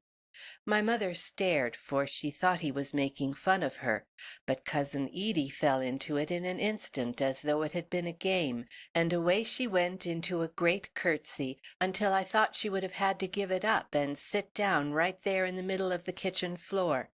But no, she up again as light as a piece of fluff, and we all drew up our stools and started on the scones and milk and porridge. He had a wonderful way with women, that man. Now, if I were to do it, or Jim Horscroft, it would look as if we were playing the fool, and the girls would have laughed at us. But with him it seemed to go with his style of face and fashion of speech, so that one came at last to look for it. For when he spoke to my mother or Cousin Edie, and he was never backward in speaking, it would always be with a bow and a look as if it would hardly be worth their while to listen to what he had to say. And when they answered, he would put on a face as though every word they said was to be treasured up and remembered forever. And yet, even while he humbled himself to a woman, there was always a proud sort of look at the back of his eye, as if he meant to say that it was only to them that he was so meek, and that he could be stiff enough upon occasion. As to my mother, it was wonderful the way she softened to him, and in half an hour she had told him all about her uncle, who was a surgeon in Carlisle, and the highest of any upon her side of the house. She spoke to him about my brother Rob's death, which I had never heard her mention to a soul before, and he looked as if the tears were in his eyes over it. He, who had just told us how he had seen 3,000 men starved to death. As to Edie, she did not say much, but she kept shooting little glances at our visitor, and once or twice he looked very hard at her. When he had gone to his room after breakfast, my father pulled out 8 golden pounds and laid them on the table. "What think ye of that, Martha?" said he. "You've sold the 'twa black tups after all." "No, but it's a month's pay for board and lodging from Jock's friend, and as much to come every 4 weeks." But my mother shook her head when she heard it. "£2 a week is overmuch," said she, "and it is not when the poor gentleman is in distress that we should put such a price on his bit of food." "Tut!" cried my father, "he can very well afford it, and he with a bag full of gold. Besides, it's his own proposing." "No blessing will come from that money," said she. "Why, woman, he's turned your head wi' his foreign ways o' speech," cried my father. "Ay, and it would be a good thing if Scottish men had a little more of that kindly way," she said, and that was the first time in all my life that I had heard her answer him back. He came down soon and asked me whether I would come out with him. When we were in the sunshine, he held out a little cross made of red stones, one of the bonniest things that I had ever set eyes upon. "These are rubies," said he, "and I got it at Tudela in Spain. There were 2 of them, but I gave the other to a Lithuanian girl. I pray that you will take this as a memory of your exceedingly kindness to me yesterday. It will fashion into a pin for your cravat." I could but thank him for the present, which was of more value than anything I had ever owned in my life. "I am off to the upper muir to count the lambs," said I. "Maybe you would care to come up with me and see something of the country?" He hesitated for a moment, and then he shook his head. "I have some letters," said he, "which I ought to write as soon as possible. I think that I will stay at quiet this morning, and get them written." All forenoon I was wandering over the links, and you may imagine that my mind was turning all the time upon this strange man whom chance had drifted to our doors. Where did he gain that style of his, that manner of command, that haughty, menacing glint of the eye? And his experiences to which he referred so lightly, how wonderful the life must have been which had put him in the way of them! He had been kind to us and gracious of speech, but still I could not quite shake myself clear of the distrust with which I had regarded him.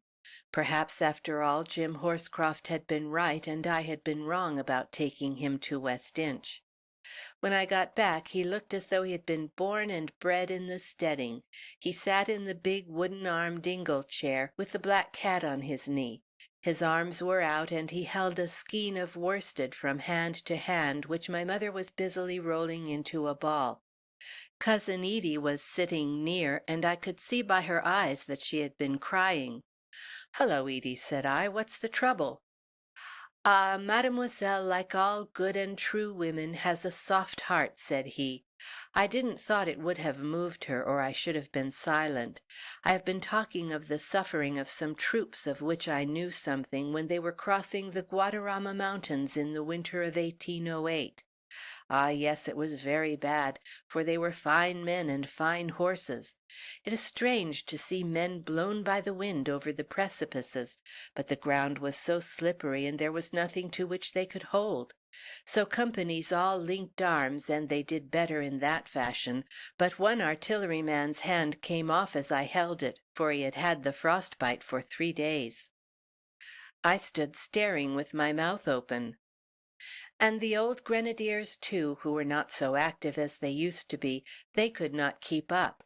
And yet if they lingered, the peasants would catch them and crucify them to the barn doors, with their feet up and a fire under their heads, which was a pity for these fine old soldiers.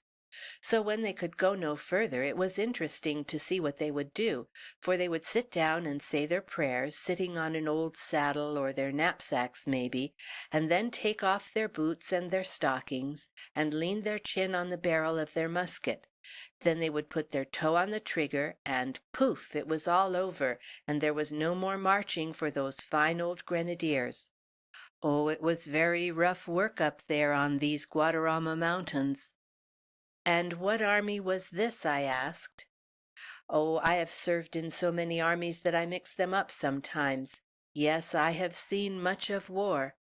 Apropos, I have seen your Scotchmen fight, and very stout fantassins they make, but I thought from them that the folk over here all wore, how do you say it, petticoats?" "Those are the kilts, and they wear them only in the Highlands." "Ah, on the mountains. But there is a man out yonder. Maybe he is the one who your father said would carry my letters to the post."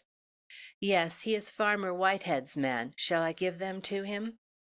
"Well, he would be more careful of them if he had them from your hand." He took them from his pocket and gave them over to me. I hurried out with them, and as I did so my eyes fell upon the address of the topmost one.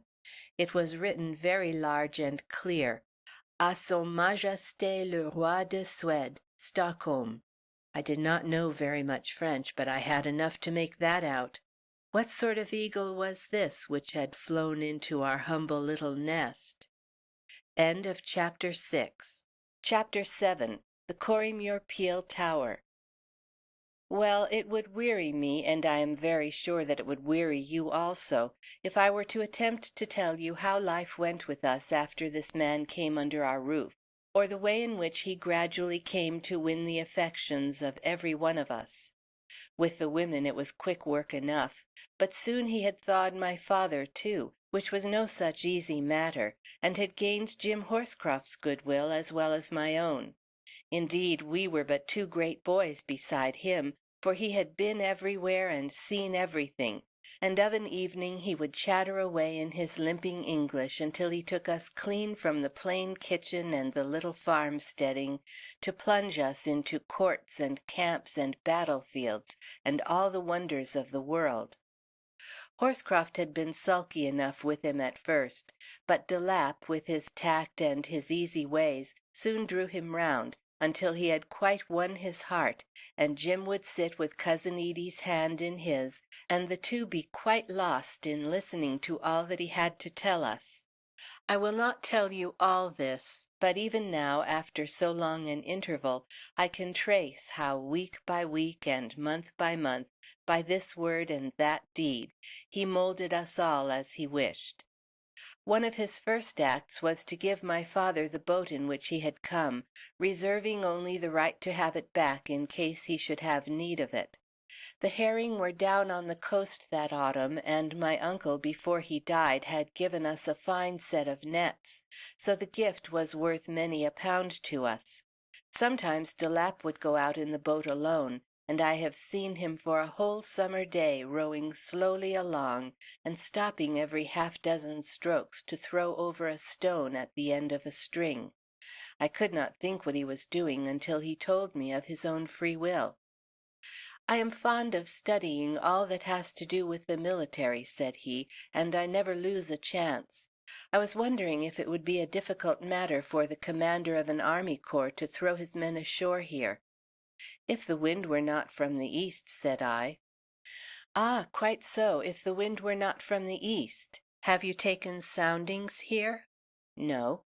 "Your line of battleships would have to lie outside, but there is water enough for a 40-gun frigate right up within musket range.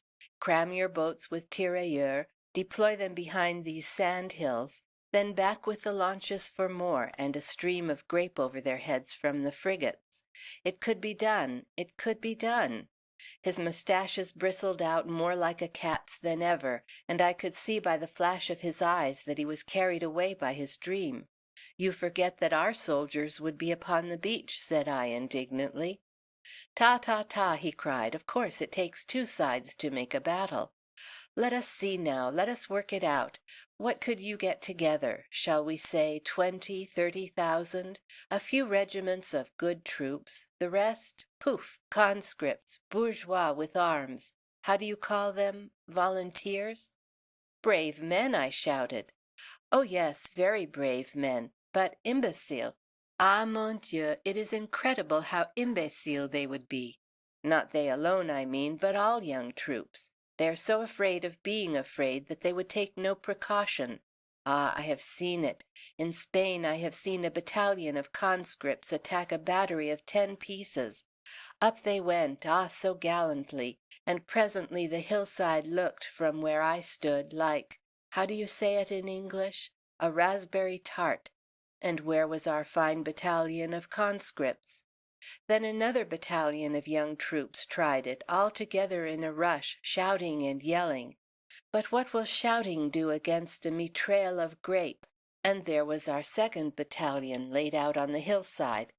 And then the foot chasseurs of the Guard, old soldiers, were told to take the battery, and there was nothing fine about their advance, no column, no shouting, nobody killed, just a few scattered lines of tirailleurs and pelotons of support. But in 10 minutes the guns were silenced and the Spanish gunners cut to pieces. War must be learned, my young friend, just the same as the farming of sheep." "Pooh," said I, not to be outcrowed by a foreigner. "If we had 30,000 men on the line of the hill yonder, you would come to be very glad that you had your boats behind you." "On the line of the hill," said he, with a flash of his eyes along the ridge. "Yes, if your man knew his business, he would have his left about your house, his centre on Corrimure, and his right over near the doctor's house, with his tirailleurs pushed out thickly in front. His horse, of course, would try to cut us up as we deployed on the beach. But once let us form, and we should soon know what to do. There's the weak point, there at the gap. I would sweep it with my guns, then roll in my cavalry, push the infantry on in grand columns, and that wing would find itself up in the air. Eh, Jack, where would your volunteers be?" "Close at the heels of your hindmost man," said I, and we both burst out into the hearty laugh with which such discussions usually ended. Sometimes when he talked I thought he was joking, and at other times it was not quite so easy to say. I well remember one evening that summer when he was sitting in the kitchen with my father, Jim, and me, after the women had gone to bed. He began about Scotland and its relation to England. "You used to have your own king and your own laws made at Edinburgh," said he. "Does it not fill you with rage and despair when you think that it all comes to you from London now?" Jim took his pipe out of his mouth. "It was we who put our king over the English, so if there's any rage it should have been over yonder," said he. This was clearly news to the stranger, and it silenced him for the moment. "Well, but your laws are made down there, and surely that is not good," he said at last. "No, it would be well to have a Parliament back in Edinburgh," said my father, "but I am kept so busy with the sheep that I have little enough time to think of such things." "It is for fine young men like you two to think of it," said de Lapp. "When a country is injured it is to its young men that it looks to avenge it." "Ay, the English take too much upon themselves sometimes," said Jim. "Well, if there are many of that way of thinking about, why should we not form them into battalions and march them upon London?" cried de Lapp. "That would be a rare little picnic," said I, laughing. "And who would lead us?" He jumped up, bowing, with his hand on his heart, in his queer fashion. "If you will allow me to have the honor," he cried. And then, seeing that we were all laughing, he began to laugh also, but I am sure that there was really no thought of a joke in his mind. I could never make out what his age could be, nor could Jim Horscroft either. Sometimes we thought that he was an oldish man that looked young, and at others that he was a youngish man who looked old. His brown, stiff, close-cropped hair needed no cropping at the top, where it thinned away to a shining curve. His skin, too, was intersected by 1,000 fine wrinkles, lacing and interlacing, and was all burned, as I have already said, by the sun. Yet he was as lithe as a boy, and he was as tough as whalebone, walking all day over the hills or rowing on the sea without turning a hair. On the whole, we thought that he might be about 40 or 45, though it was hard to see how he could have seen so much of life in the time. But one day we got talking of ages, and then he surprised us. I had been saying that I was just 20, and Jim said that he was 27. "Then I am the most old of the three," said de Lapp. We laughed at this, for by our reckoning he might almost have been our father. "But not by so much," said he, arching his brows. "I was 29 in December." And it was this, even more than his talk, which made us understand what an extraordinary life it must have been that he had led. He saw our astonishment and laughed at it. I have lived," he cried. "I have spent my days and my nights. I led a company in a battle where 5 nations were engaged, when I was but 14. I made a king turn pale at the words I whispered in his ear when I was 20. I had a hand in remaking a kingdom and putting a fresh king upon a great throne, the very year that I came of age. Mon Dieu, I have lived my life." That was the most that I ever heard him confess of his past life, and he only shook his head and laughed when we tried to get something more out of him. There were times when we thought that he was but a clever impostor, for what could a man of such influence and talents be loitering here in Berwickshire for? But one day there came an incident which showed us that he had indeed a history in the past. You will remember that there was an old officer of the Peninsula who lived no great way from us, the same who danced round the bonfire with his sister and the 2 maids. He had gone up to London on some business about his pension and his wound money, and the chance of having some work given him, so that he did not come back until late in the autumn. One of the first days after his return he came down to see us, and there for the first time he clapped eyes upon de Lapp. Never in my life did I look upon so astonished a face, and he stared at our friend for a long minute without so much as a word. De Lapp looked back at him equally hard, but there was no recognition in his eyes. "I do not know who you are, sir," he said at last, "but you look at me as if you had seen me before." "So I have," answered the Major. "Never to my knowledge." "But I'll swear it." "Where, then?" "At the village of Astorga in the year 8." De Lapp started and stared again at our neighbor. "Mon Dieu, what a chance!" he cried. "And you were the English parlementaire? I remember you very well indeed, sir. Let me have a whisper in your ear." He took him aside and talked very earnestly with him in French for a quarter of an hour, gesticulating with his hands and explaining something, while the Major nodded his old grizzled head from time to time. At last they seemed to come to some agreement, and I heard the Major say "parole à honneur" several times, and afterwards "fortune de la guerre," which I could very well understand, for they gave you a fine upbringing at Birtwhistle's. But after that I always noticed that the Major never used the same free fashion of speech that we did towards our lodger, but bowed when he addressed him, and treated him with a wonderful deal of respect. I asked the Major more than once what he knew about him, but he always put it off, and I could get no answer out of him. Jim Horscroft was at home all that summer, but late in the autumn he went back to Edinburgh again for the winter session, and as he intended to work very hard and get his degree next spring if he could, he said that he would bide up there for the Christmas. So there was a great leave-taking between him and Cousin Edie, and he was to put up his plate and to marry her as soon as he had the right to practice. I never knew a man love a woman more fondly than he did her, and she liked him well enough in a way, for indeed in the whole of Scotland she would not find a finer-looking man. But when it came to marriage, I think she winced a little at the thought that all her wonderful dreams should end in nothing more than in being the wife of a country surgeon. Still, there was only me and Jim to choose out of, and she took the best of us. Of course there was de Lapp also, but we always felt that he was of an altogether different class to us, and so he didn't count. I was never very sure at that time whether Edie cared for him or not. When Jim was at home they took little notice of each other. After he was gone they were thrown more together, which was natural enough, as he had taken up so much of her time before. Once or twice she spoke to me about de Lapp as though she did not like him, and yet she was uneasy if he were not in the evening, and there was no one so fond of his talk or with so many questions to ask him as she. She made him describe what queens wore, and what sort of carpets they walked on, and whether they had hairpins in their hair, and how many feathers they had in their hats, until it was a wonder to me how he could find an answer to it all.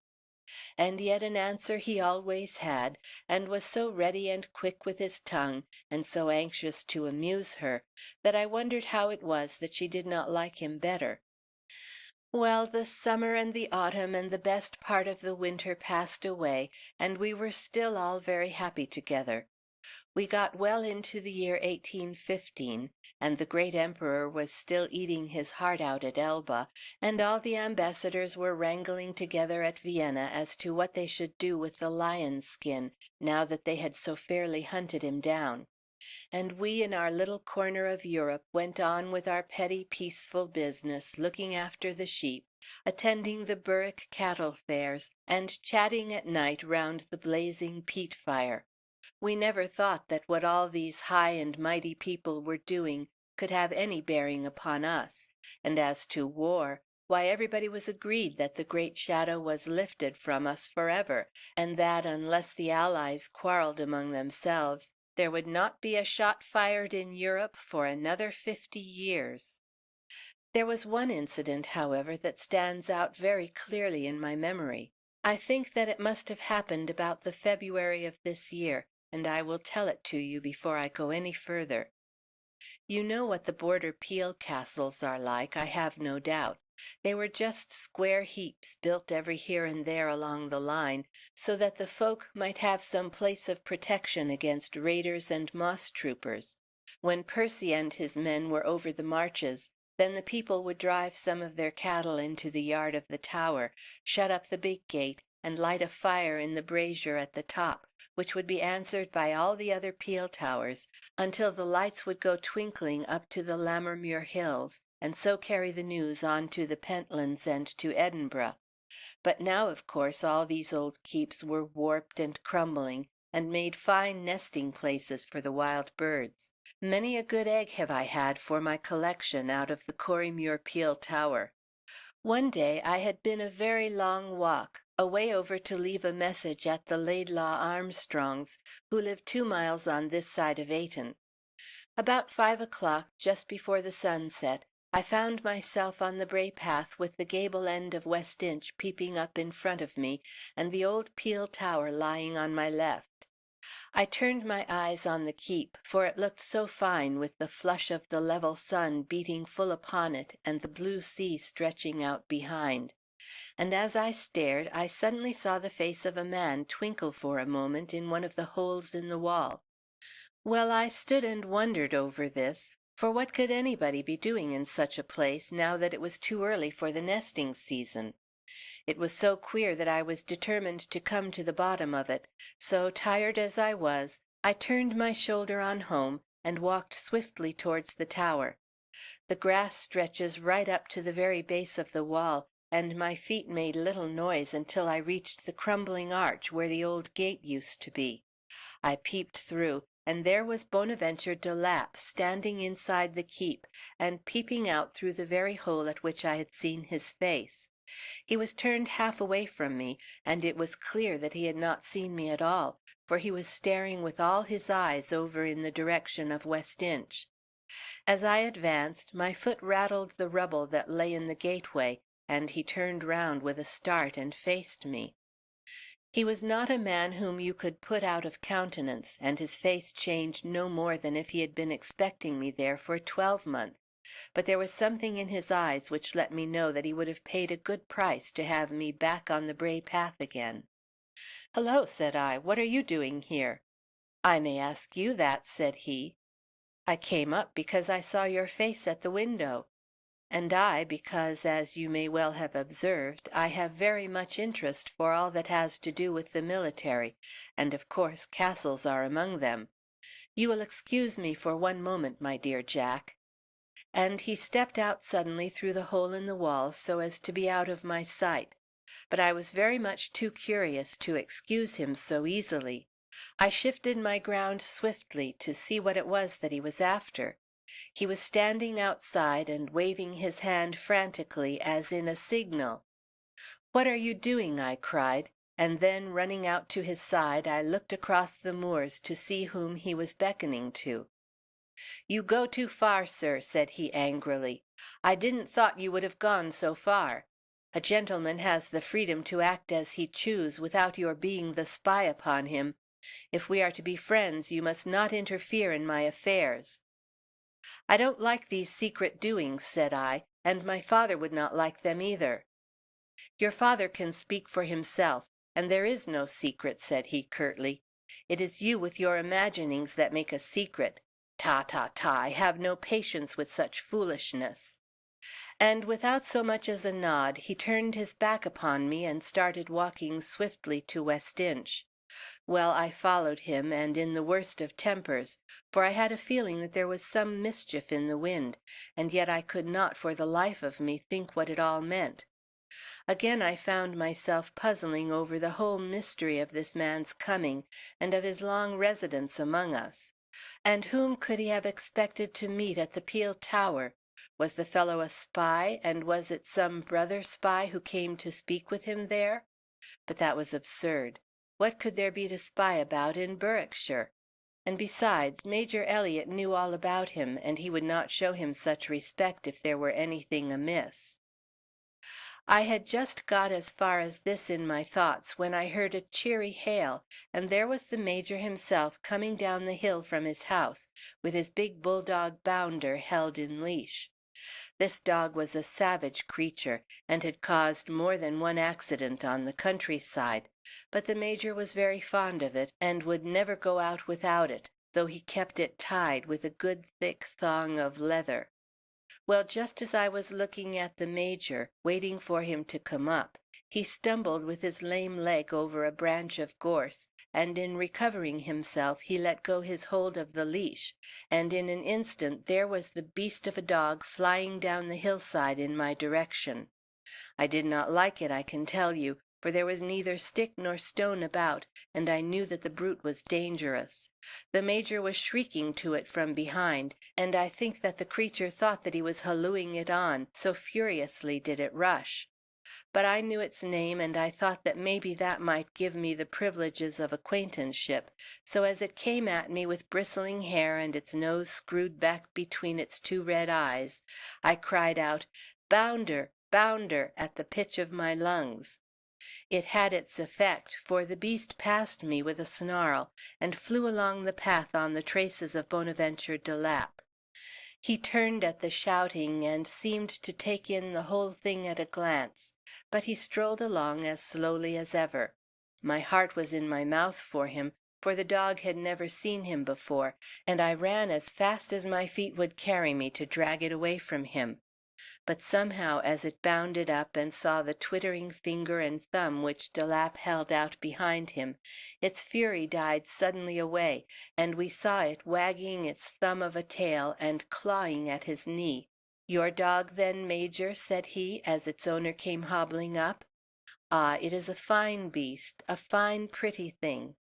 The Major was blowing hard, for he had covered the ground nearly as fast as I. "I was afraid lest he might have hurt you," he panted. "Ta, ta, ta!" cried de Lapp. "He is a pretty, gentle thing. I always love the dogs. But I am glad that I have met you, Major, for here is this young gentleman to whom I owe very much, who has begun to think that I am a spy. Is it not so, Jack?" I was so taken aback by his words that I could not lay my tongue to an answer, but colored up and looked askance, like the awkward country lad that I was. "You know me, Major," said de Lapp, "and I am sure that you will tell him that this could not be." "No, no, Jack, certainly not, certainly not," cried the Major. "Thank you," said de Lapp. "You know me and you do me justice. And yourself, I hope that your knee is better and that you will soon have your regiment given you." "I am well enough," answered the Major, "but they will never give me a place unless there is war, and there will be no more war in my time." "Oh, you think that," said de Lapp with a smile. "Well, nous verrons. We shall see, my friend." He whisked off his hat, and turning briskly, he walked off in the direction of West Inch. The Major stood looking after him with thoughtful eyes, and then asked me what it was that had made me think that he was a spy. When I told him, he said nothing, but he shook his head and looked like a man who was ill at ease in his mind. Chapter 8. The Coming of the Cutter.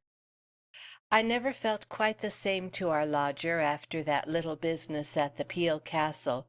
It was always in my mind that he was holding a secret from me, indeed that he was all a secret together, seeing that he always hung a veil over his past.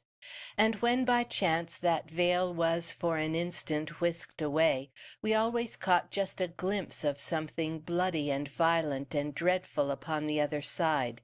The very look of his body was terrible. I bathed with him once in the summer, and I saw then that he was haggled with wounds all over.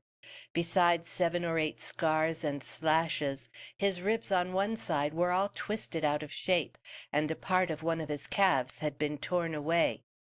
He laughed in his merry way when he saw my face of wonder.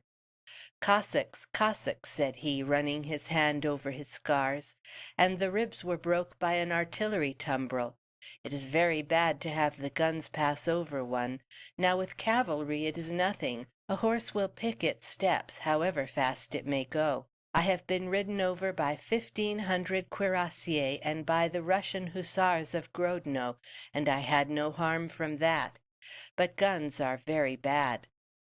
"And the calf?" I asked. "Poof! It is only a wolf bite," said he.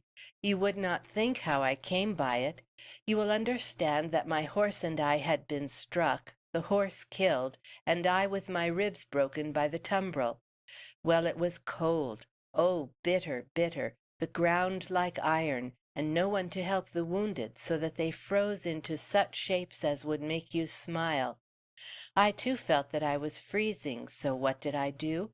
I took my sword and I opened my dead horse so well as I could, and I made space in him for me to lie, with one little hole for my mouth. Sapristi, it was warm enough there, but there was not room for the entire of me, so my feet and part of my legs stuck out. Then in the night when I slept there came the wolves to eat the horse, and they had a little pinch of me also, as you can see. But after that I was on guard with my pistols, and they had no more of me. There I lived, very warm and nice, for 10 days." "10 days!" I cried. "What did you eat?" "Why, I ate the horse. It was what you call board and lodging to me. But of course I have sense to eat the legs and live in the body. There were many dead about who had all their water bottles, so I had all I could wish. And on the 11th day there came a patrol of light cavalry, and all was well."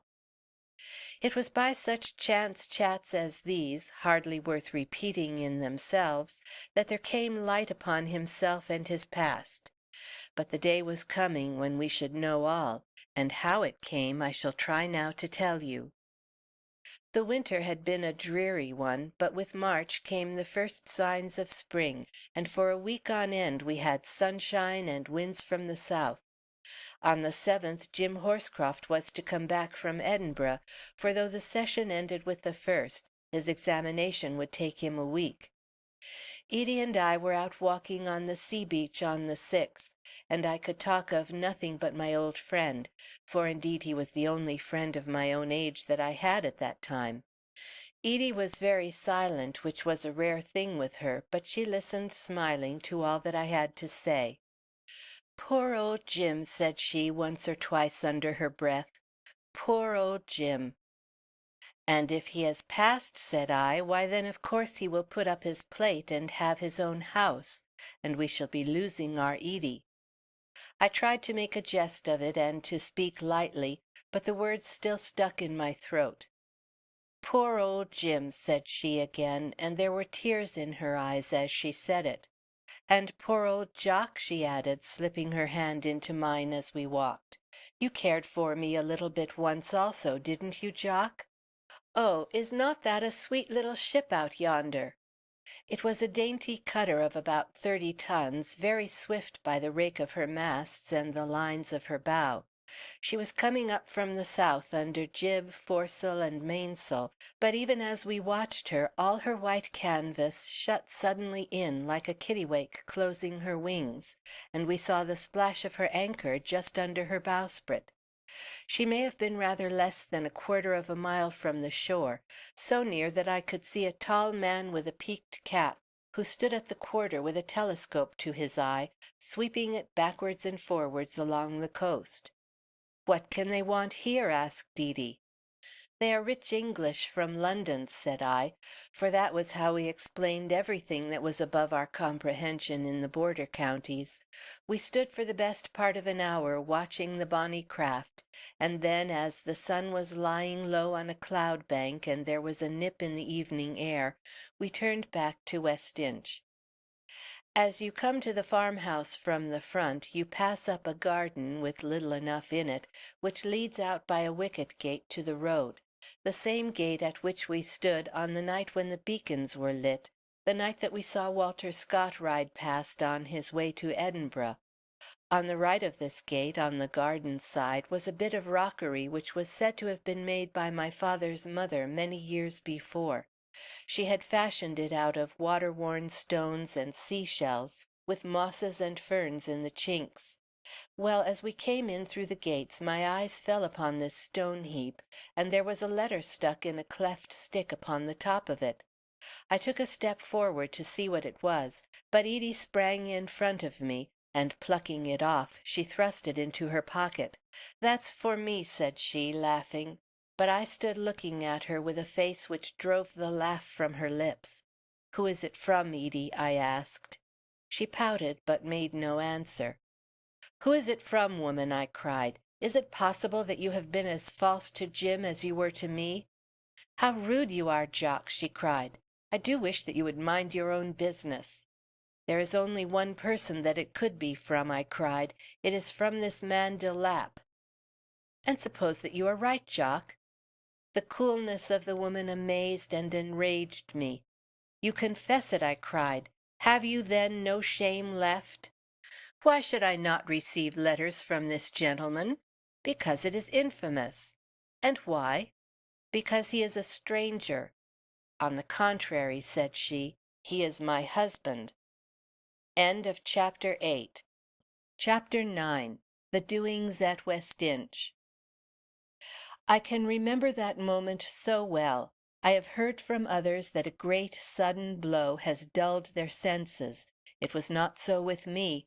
On the contrary, I saw and heard and thought more clearly than I had ever done before.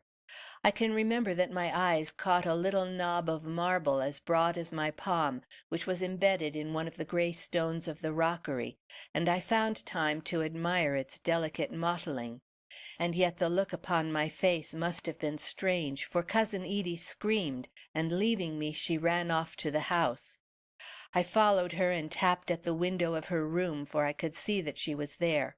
"Go away, Jock, go away!" she cried. "You are going to scold me. I won't be scolded. I won't open the window. Go away." But I continued to tap. "I must have a word with you." "What is it, then?" she cried, raising the sash about 3 inches. "The moment you begin to scold I shall close it." "Are you really married, Edie?" "Yes, I am married." "Who married you?" "Father Brennan, at the Roman Catholic chapel at Berwick." "And you a Presbyterian?" "He wished it to be in a Catholic church." "When was it?" "On Wednesday week." I remembered then that on that day she had driven over to Berwick, while de Lapp had been away on a long walk, as he said, among the hills. "What about Jim?" I asked. "Oh, Jim will forgive me." "You will break his heart and ruin his life." "No, no, he will forgive me."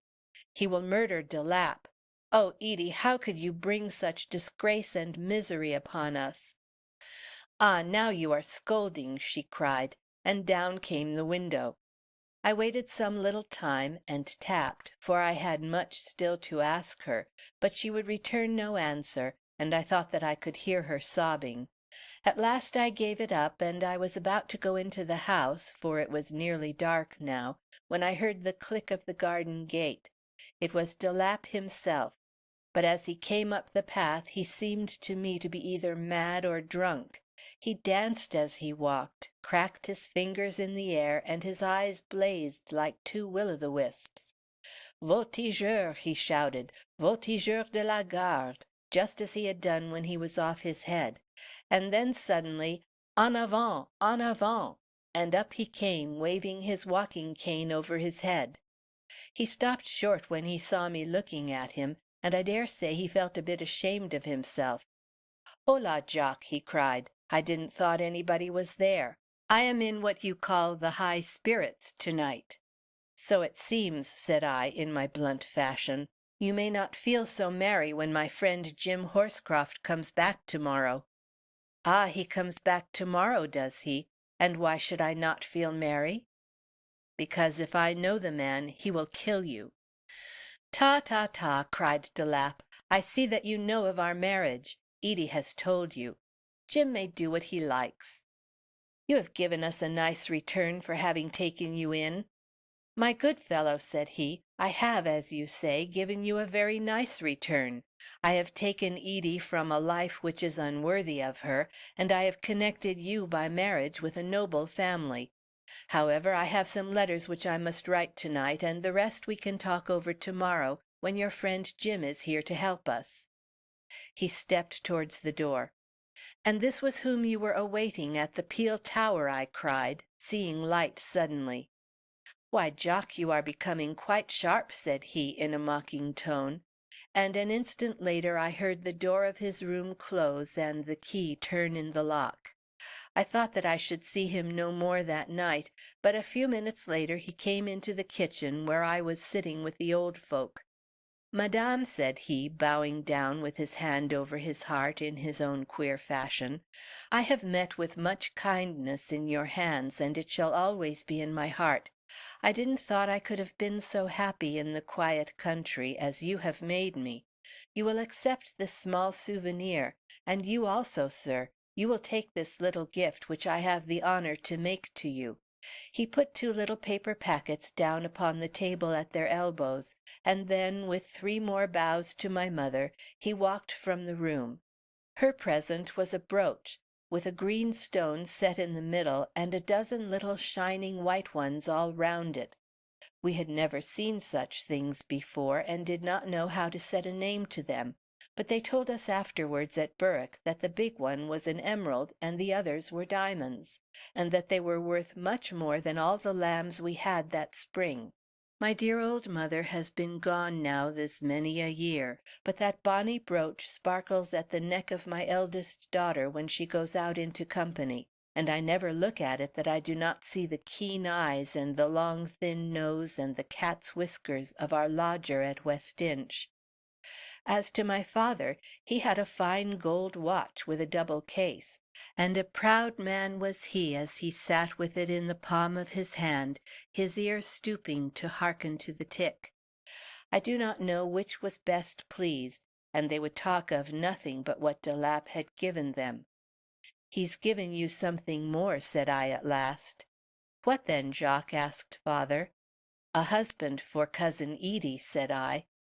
They thought I was daffing when I said that, but when they came to understand that it was the real truth, they were as proud and as pleased as if I had told them that she had married the laird. Indeed, poor Jim, with his hard drinking and his fighting, had not a very bright name on the countryside, and my mother had often said that no good could come of such a match. Now de Lapp was, for all we knew, steady and quiet and well-to-do; and as to the secrecy of it, secret marriages were very common in Scotland at that time, when only a few words were needed to make man and wife, so nobody thought much of that. The old folk were as pleased then as if their rent had been lowered. But I was still sore at heart, for it seemed to me that my friend had been cruelly dealt with, and I knew well that he was not a man who would easily put up with it. End of chapter 9. Chapter 10. The Return of the Shadow. I woke with a heavy heart the next morning, for I knew that Jim would be home before long, and that it would be a day of trouble. But how much trouble that day was to bring, or how far it would alter the lives of us, was more than I had ever thought in my darkest moments. But let me tell you it all, just in the order that it happened. I had to get up early that morning, for it was just the first flush of the lambing, and my father and I were out on the moors as soon as it was fairly light. As I came out into the passage, a wind struck upon my face, and there was the house door wide open, and the grey light drawing another door upon the inner wall. And when I looked again, there was Edie's room open also, and de Lapp's too, and I saw in a flash what that giving of presents meant upon the evening before. It was a leave-taking, and they were gone. My heart was bitter against Cousin Edie as I stood looking into her room, to think that for the sake of a newcomer she could leave us all without one kindly word or as much as a handshake. And he too! I had been afraid of what would happen when Jim met him, but now there seemed to be something cowardly in this avoidance of him. I was angry and hurt and sore, and I went out into the open without a word to my father, and climbed up onto the moors to cool my flushed face. When I got up to Corriemuir, I caught my last glimpse of Cousin Edie. The little cutter still lay where she had anchored, but a rowboat was pulling out to her from the shore. In the stern I saw a flutter of red, and I knew that it came from her shawl. I watched the boat reach the yacht and the folk climb on to her deck. Then the anchor came up, the white wings spread once more, and away she dipped right out to sea. I still saw that little red spot on the deck, and de Lapp standing beside her. They could see me also, for I was outlined against the sky, and they both waved their hands for a long time, but gave it up at last when they found that I would give them no answer. I stood with my arms folded, feeling as glum as ever I did in my life, until their cutter was only a square hickering patch of white among the mists of the morning. It was breakfast time and the porridge upon the table before I got back, but I had no heart for the food. The old folk had taken the matter coolly enough, though my mother had no word too hard for Edie, for the two had never had much love for each other, and less of late than ever. "There's a letter here from him," said my father, pointing to a note folded up on the table. "It was in his room. Maybe you would read it to us." They had not even opened it, for truth to tell, neither of the good folk were very clever at reading ink, though they could do well with a fine large print. It was addressed in big letters to "The good people of West Inch," and this was the note which lies before me all stained and faded as I write. "My friends, I didn't thought to have left you so suddenly, but the matter was in other hands than mine. Duty and honour have called me back to my old comrades. This you will doubtless understand before many days are past. I take your Edie with me as my wife, and it may be that in some more peaceful time you will see us again at West Inch. Meanwhile, accept the assurance of my affection, and believe me that I shall never forget the quiet months which I spent with you at the time when my life would have been worth a week at the utmost had I been taken by the Allies. But the reason of this you may also learn some day. Yours, Bonaventure de Lissac, Colonel des Voltigeurs de la Garde, et aide de camp de SMI l'Empereur Napoleon. I whistled when I came to those words written under his name, for though I had long made up my mind that our lodger could be none other than one of those wonderful soldiers of whom we had heard so much, who had forced their way into every capital of Europe save only our own, still I had little thought that our roof covered Napoleon's own aide de camp and a colonel of his guard. "So," said I, "de Lissac is his name, and not de Lapp. Well, colonel or no, it is as well for him that he got away from here before Jim laid hands upon him. And time enough, too," I added, peeping out at the kitchen window, "for here is the man himself coming through the garden." I ran to the door to meet him, feeling that I would have given a deal to have him back in Edinburgh again. He came running, waving a paper over his head, and I thought that maybe he had a note from Edie, and that it was all known to him. But as he came up, I saw that it was a big, stiff, yellow paper which crackled as he waved it, and that his eyes were dancing with happiness. "Hurrah, Jock!" he shouted. "Where is Edie? Where is Edie?" "What is it, man?" I asked. "Where is Edie?" "What have you there?" "It's my diploma, Jock. I can practise when I like. It's all right. I want to show it to Edie." "The best you can do is to forget all about Edie," said I. Never have I seen a man's face change as his did when I said those words. "What? What d'ye mean, Jock Calder?" he stammered. He let go his hold of the precious diploma as he spoke, and away it went over the hedge and across the moor, where it stuck flapping on a whin-bush. But he never so much as glanced at it. His eyes were bent upon me, and I saw the devil's spark glimmer up in the depths of them. "She is not worthy of you," said I. He gripped me by the shoulder. "What have you done?" he whispered. "This is some of your hanky-panky. Where is she?" "She's off with that Frenchman who lodged here." I had been casting about in my mind how I could break it gently to him, but I was always backward in speech, and I could think of nothing better than this. "Oh," said he, and stood nodding his head and looking at me, though I knew very well that he could see neither me nor the steading nor anything else. So he stood for a minute or more, with his hands clenched and his head still nodding. Then he gave a gulp in his throat and spoke in a queer, dry, rasping voice. "When was this?" said he. "This morning." "Were they married?" "Yes." He put his hand against the door-post to steady himself. "Any message for me?" "She said that you would forgive her." "May God blast my soul on the day I do! Where have they gone to?" "To France, I should judge." "His name was de Lapp, I think?" "His real name is de Lissac, and he is no less than a colonel in Boney's Guards." "Ah, he would be in Paris, likely.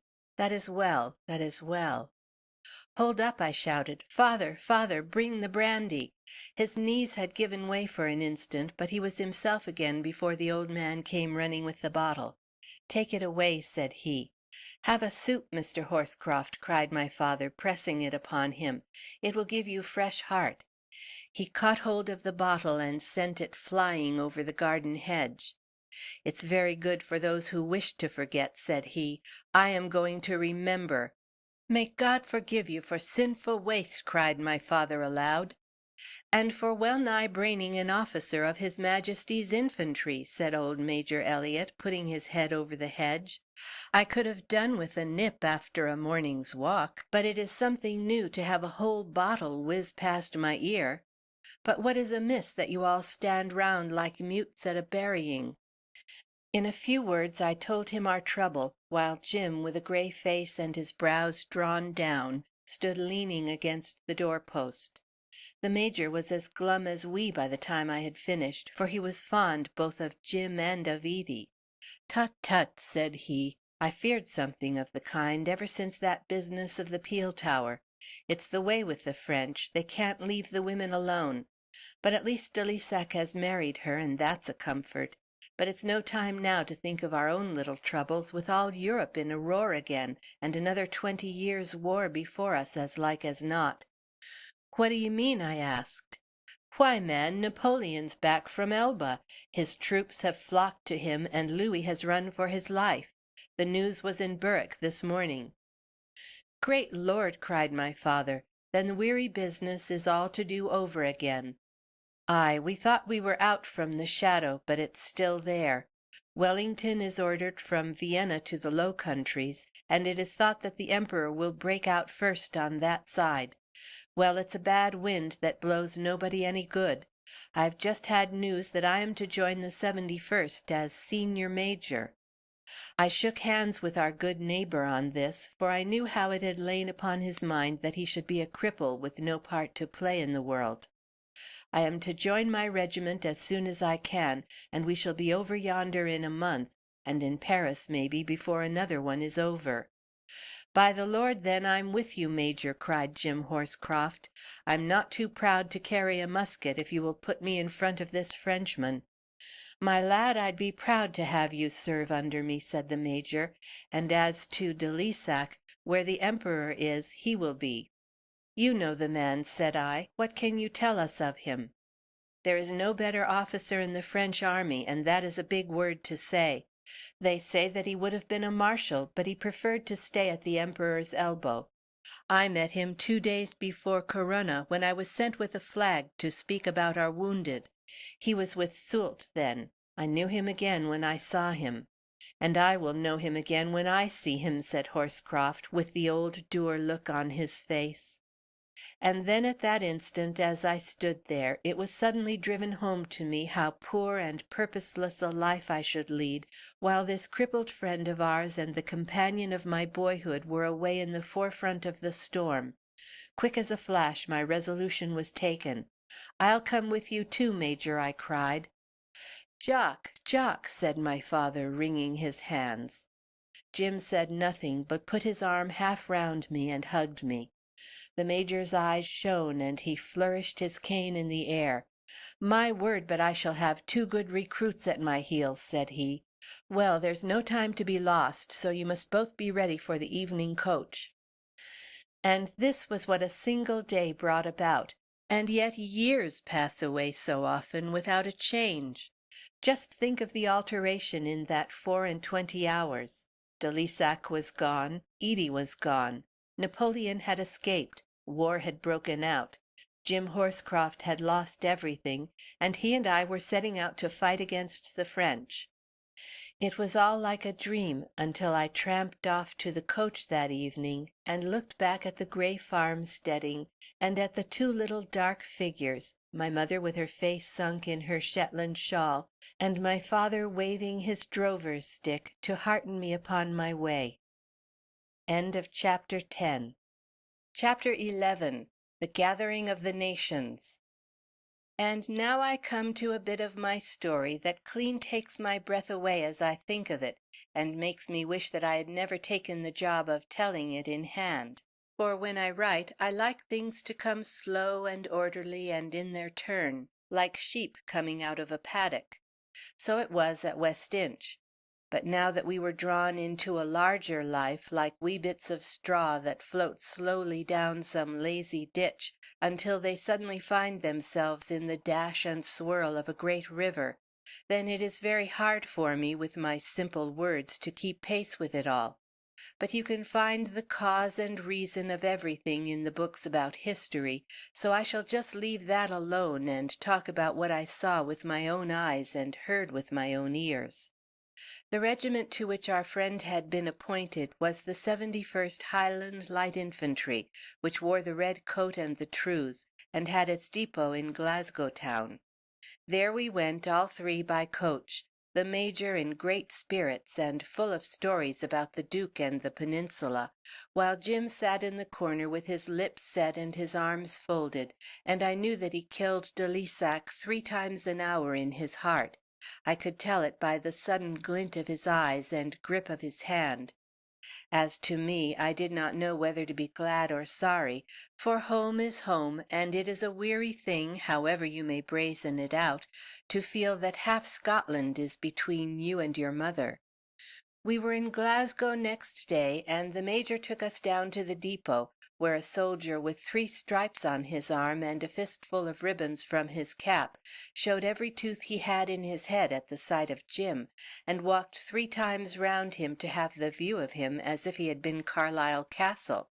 Then he came over to me and punched me in the ribs and felt my muscle, and was nigh as pleased as with Jim. "These are the sort, Major, these are the sort," he kept saying. "With 1,000 of these we could stand up to Boney's best." "How do they run?" asked the Major. "A poor show," said he, "but they may lick into shape. The best men have been drafted to America, and we are full of militiamen and recruities." "Tut, tut," said the Major, "we'll have old soldiers, and good ones, against us. Come to me if you need any help, you two." And so with a nod he left us, and we began to understand that a major who is your officer is a very different person from a major who happens to be your neighbor in the country. Well, well, why should I trouble you with these things? I could wear out a good quill pen just writing about what we did, Jim and I, at the depot in Glasgow, and how we came to know our officers and our comrades, and how they came to know us. Soon came the news that the folk of Vienna, who had been cutting up Europe as if it had been a jigget of mutton, had flown back, each to his own country, and that every man and horse in their armies had their faces towards France. We heard of great reviews and musterings in Paris too, and then that Wellington was in the Low Countries, and that on us and on the Prussians would fall the first blow. The government was shipping men over to him as fast as they could, and every port along the east coast was choked with guns and horses and stores. On the 3rd of June we had our marching orders also, and on the same night we took ship from Leith, reaching Ostend the night after. It was my first sight of a foreign land, and indeed most of my comrades were the same, for we were very young in the ranks. I can see the blue waters now, and the curling surf line, and the long yellow beach, and queer windmills twisting and turning, a thing that a man would not see from one end of Scotland to the other.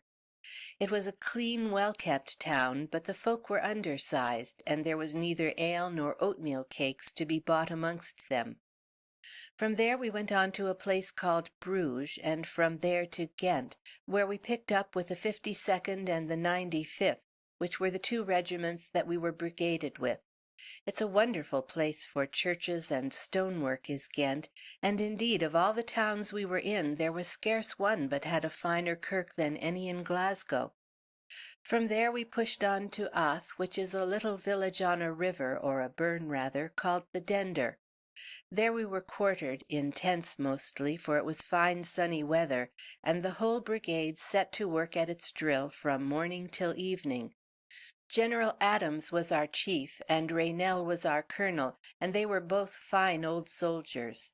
But what put heart into us most was to think that we were under the Duke, for his name was like a bugle call. He was at Brussels with the bulk of the army, but we knew that we should see him quick enough if he were needed. I had never seen so many English together, and indeed I had a kind of contempt for them, as folk always have if they live near a border.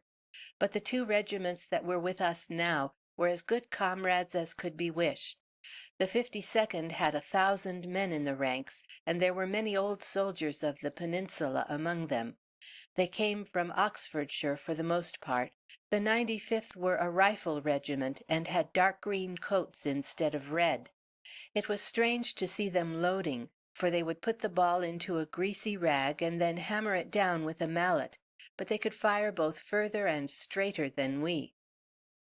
All that part of Belgium was covered with British troops at that time, for the Guards were over near Enghien, and there were cavalry regiments on the further side of us. You see, it was very necessary that Wellington should spread out all his force, for Boney was behind the screen of his fortresses, and of course we had no means of saying on what side he might pop out, except that he was pretty sure to come out the way that we least expected him. On the one side he might get between us and the sea, and so cut us off from England, and on the other he might shove in between the Prussians and ourselves. But the Duke was as clever as he, for he had his horse and his light troops all around him like a great spider's web, so that the moment a French foot stepped across the border he could close up all his men at the right place. For myself, I was very happy at Ath, and I found the folk very kindly and homely. There was a farmer of the name of Bois, in whose fields we were quartered, and who was a real good friend to many of us.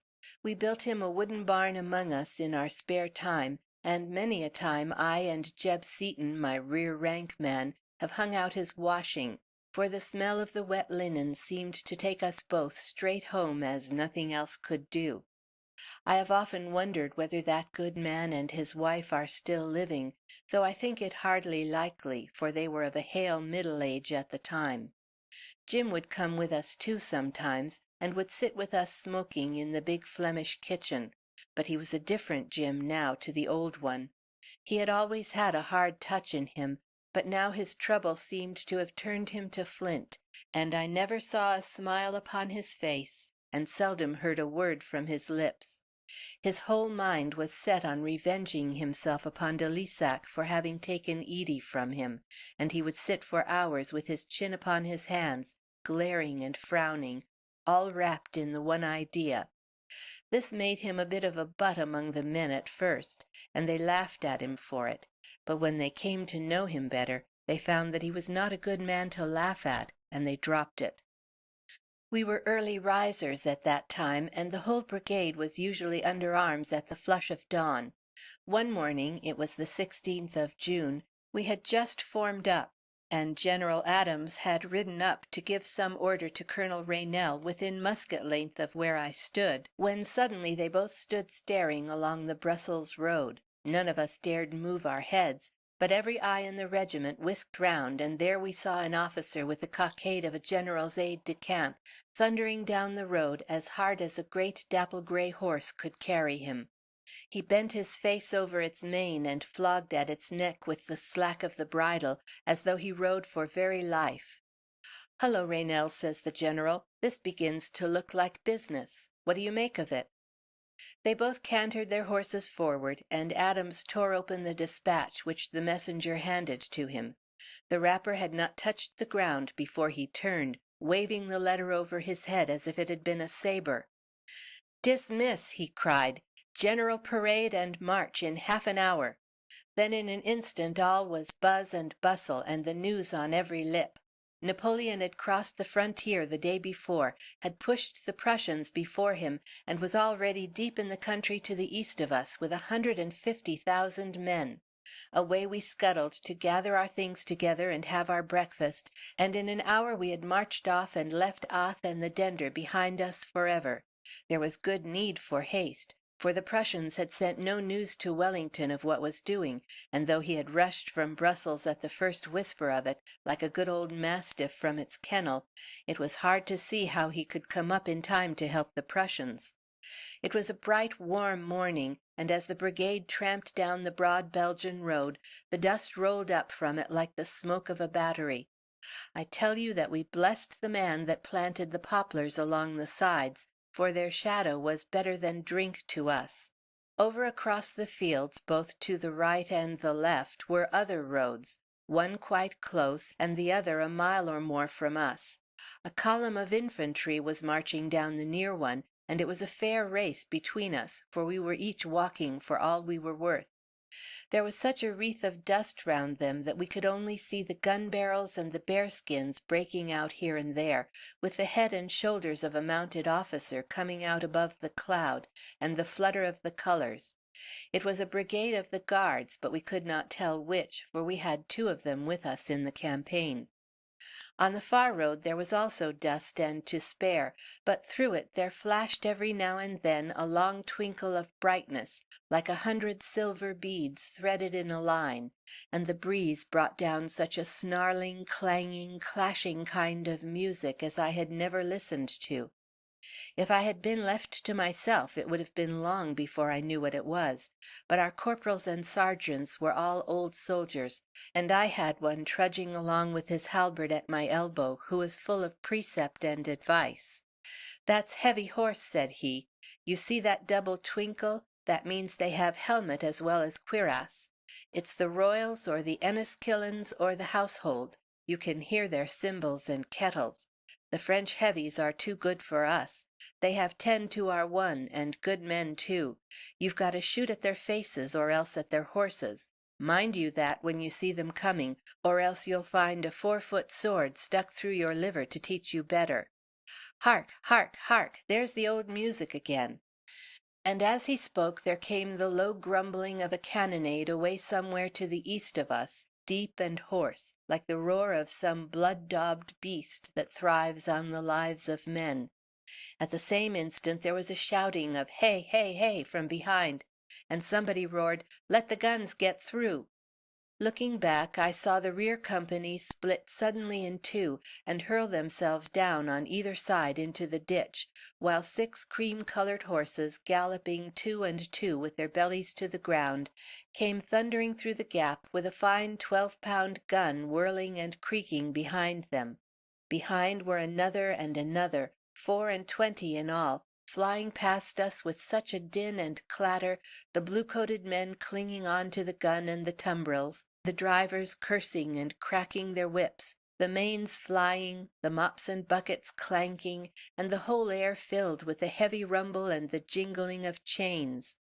There was a roar from the ditches and a shout from the gunners, and we saw a rolling grey cloud before us, with a score of busbies breaking through the shadow. Then we closed up again, while the growling ahead of us grew louder and deeper than ever. "There's 3 batteries there," said the sergeant. "There's Bull's and Weber Smith's, but the other is new. There's some more on ahead of us, for here is the track of a 9-pounder, and the others were all 12s. Choose a 12 if you want to get hit, for a 9 mashes you up, but a 12 snaps you like a carrot."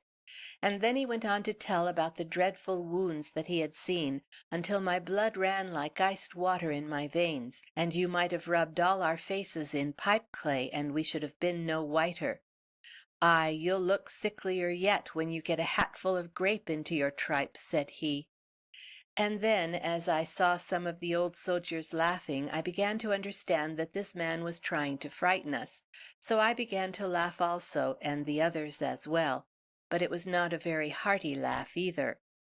The sun was almost above us when we stopped at a little place called Hall, where there is an old pump from which I drew and drank a shako full of water. And never did a mug of Scotch ale taste as sweet. More guns passed us here, and Vivian's Hussars, 3 regiments of them, smart men with bonny brown horses, a treat to the eye. The noise of the cannons was louder than ever now, and it tingled through my nerves just as it had done years before, when, with Edie by my side, I had seen the merchant ship fight with the privateers. It was so loud now that it seemed to me that the battle must be going on just beyond the nearest wood, but my friend the sergeant knew better. "It's 12 to 15 mile off," said he. "You may be sure the general knows we are not wanted, or we should not be resting here at Hall." What he said proved to be true, for a minute later down came the colonel with orders that we should pile arms and bivouac where we were, and there we stayed all day, while horse and foot and guns, English, Dutch, and Hanoverians, were streaming through. The devil's music went on till evening, sometimes rising into a roar, sometimes sinking into a grumble, until about 8 o'clock in the evening it stopped altogether. We were eating our hearts out, as you may think, to know what it all meant, but we knew that what the Duke did would be for the best, so we just waited in patience. Next day the brigade remained at Hall in the morning, but about midday came an orderly from the Duke, and we pushed on once more until we came to a little village called Brain something, and there we stopped. And time, too, for a sudden thunderstorm broke over us, and a plump of rain that turned all the roads and the fields into bog and mire. We got into the barns at this village for shelter, and there we found 2 stragglers, one from a kilted regiment, and the other a man of the German Legion, who had a tale to tell that was as dreary as the weather. Boney had thrashed the Prussians the day before, and our fellows had been sore put to it to hold their own against Ney, but had beaten him off at last. It seems an old stale story to you now, But you cannot think how we scrambled round those two men in the barn, and pushed and fought just to catch a word of what they said, and how those who had heard were in turn mobbed by those who had not. We laughed and cheered and groaned all in turn as we heard how the 44th had received cavalry in line, how the Dutch Belgians had fled, and how the Black Watch had taken the Lancers into their square, and then had killed them at their leisure. But the Lancers had had the laugh on their side when they crumpled up the 69th and carried off one of the colors. To wind it all up, the Duke was in retreat in order to keep in touch with the Prussians, and it was rumored that he would take up his ground and fight a big battle just at the very place where we had been halted. And soon we saw that this rumor was true, for the weather cleared towards evening, and we were all out on the ridge to see what we could see. It was such a bonny stretch of corn and grazing land, with the crops just half green and half yellow, and fine rye as high as a man's shoulder. A scene more full of peace you could not think of, and look where you would over the low curving corn-covered hills, you could see the little village steeples pricking up their spires among the poplars. But slashed right across this pretty picture was a long trail of marching men, some red, some green, some blue, some black, zigzagging over the plain and choking the roads, one end so close that we could shout to them as they stacked their muskets on the ridge at our left, and the other end lost among the woods as far as we could see. And then on other roads we saw the teams of horses toiling, and the dull gleam of the guns, and the men straining and swaying as they helped to turn the spokes in the deep, deep mud. As we stood there, regiment after regiment and brigade after brigade took position on the ridge, and ere the sun had set, we lay in a line of over 60,000 men, blocking Napoleon's way to Brussels. But the rain had come swishing down again, and we of the 71st rushed off to our barn once more, where we had better quarters than the greater part of our comrades, who lay stretched in the mud with the storm beating upon them until the first peep of day. End of chapter 11. Chapter 12. The Shadow on the Land. It was still drizzling in the morning, with brown drifting clouds and a damp chilly wind. It was a queer thing for me as I opened my eyes to think that I should be in a battle that day, though none of us ever thought it would be such a one as it proved to be. We were up and ready, however, with the first light, and as we threw open the doors of our barn, we heard the most lovely music that I had ever listened to playing somewhere in the distance. We all stood in clusters hearkening to it, it was so sweet and innocent and sad-like. But our sergeant laughed when he saw how it pleased us all. "Them are the French bands," said he, "and if you come out here you'll see what some of you may not live to see again." Out we went, the beautiful music still sounding in our ears, and stood on a rise just outside the barn. Down below, at the bottom of the slope, about half a musket shot from us, was a snug tiled farm with a hedge and a bit of an apple orchard. All round it a line of men in red coats and high fur hats were working like bees, knocking holes in the wall and barring up the doors. "Them's the light companies of the Guards," said the sergeant. "They'll hold that farm while one of them can wag a finger. But look over yonder, and you'll see the campfires of the French."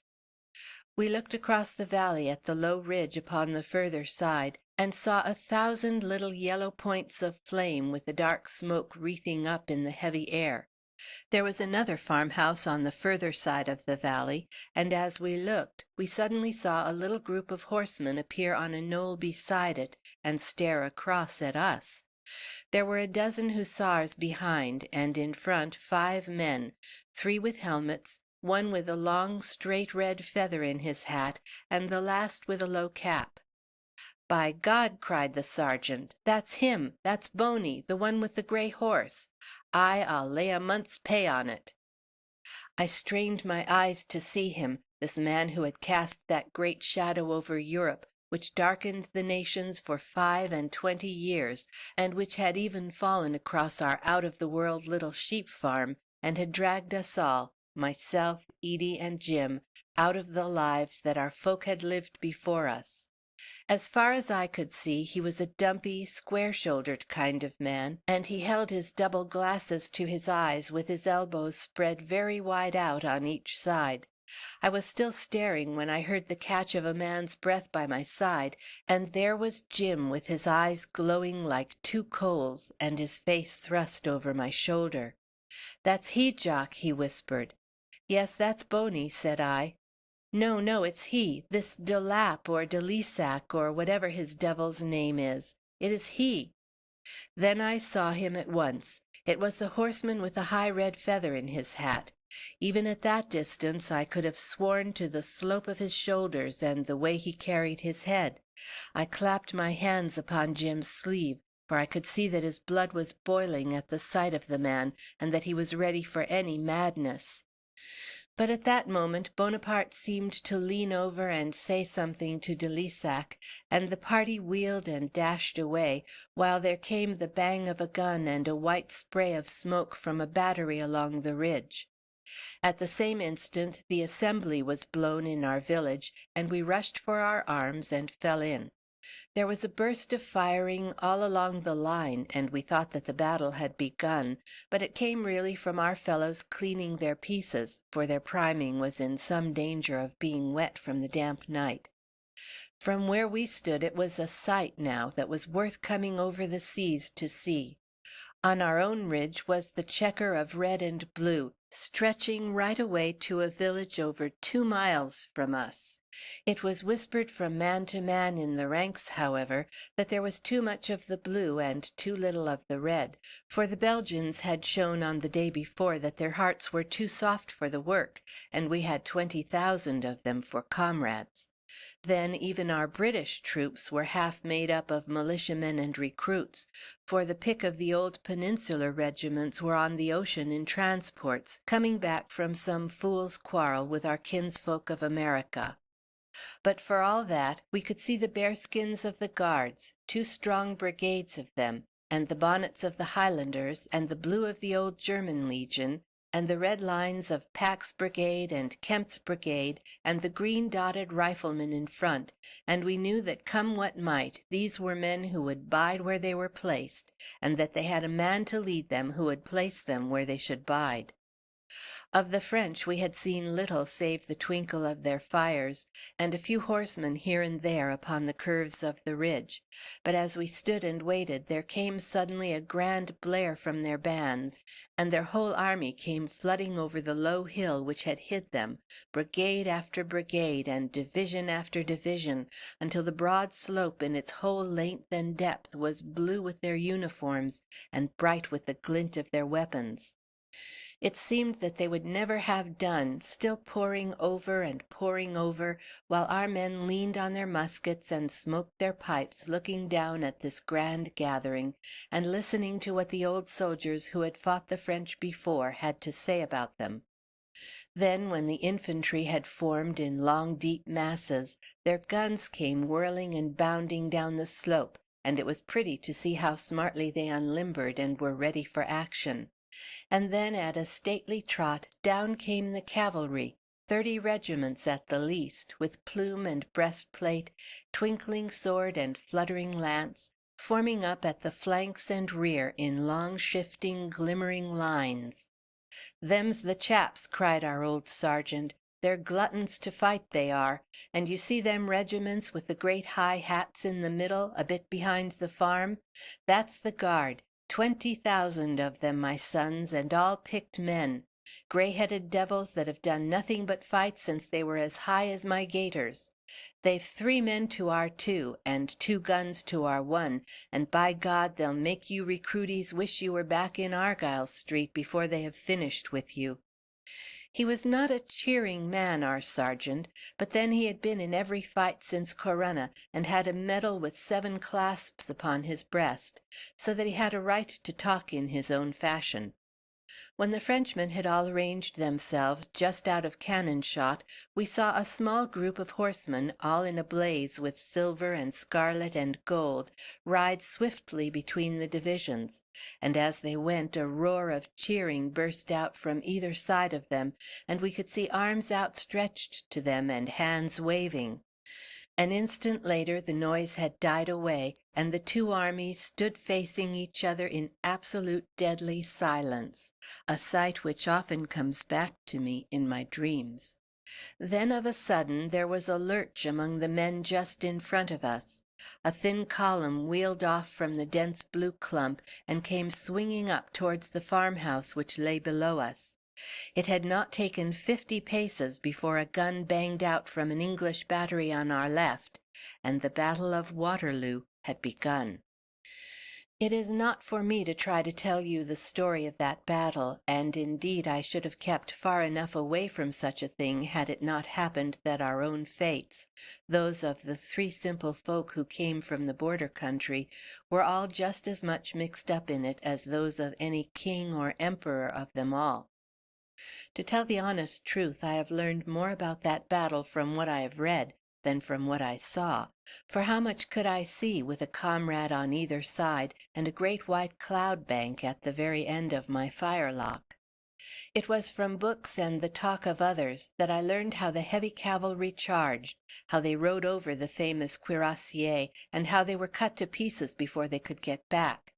From them, too, I learned all about the successive assaults, and how the Belgians fled, and how Pack and Kempt stood firm.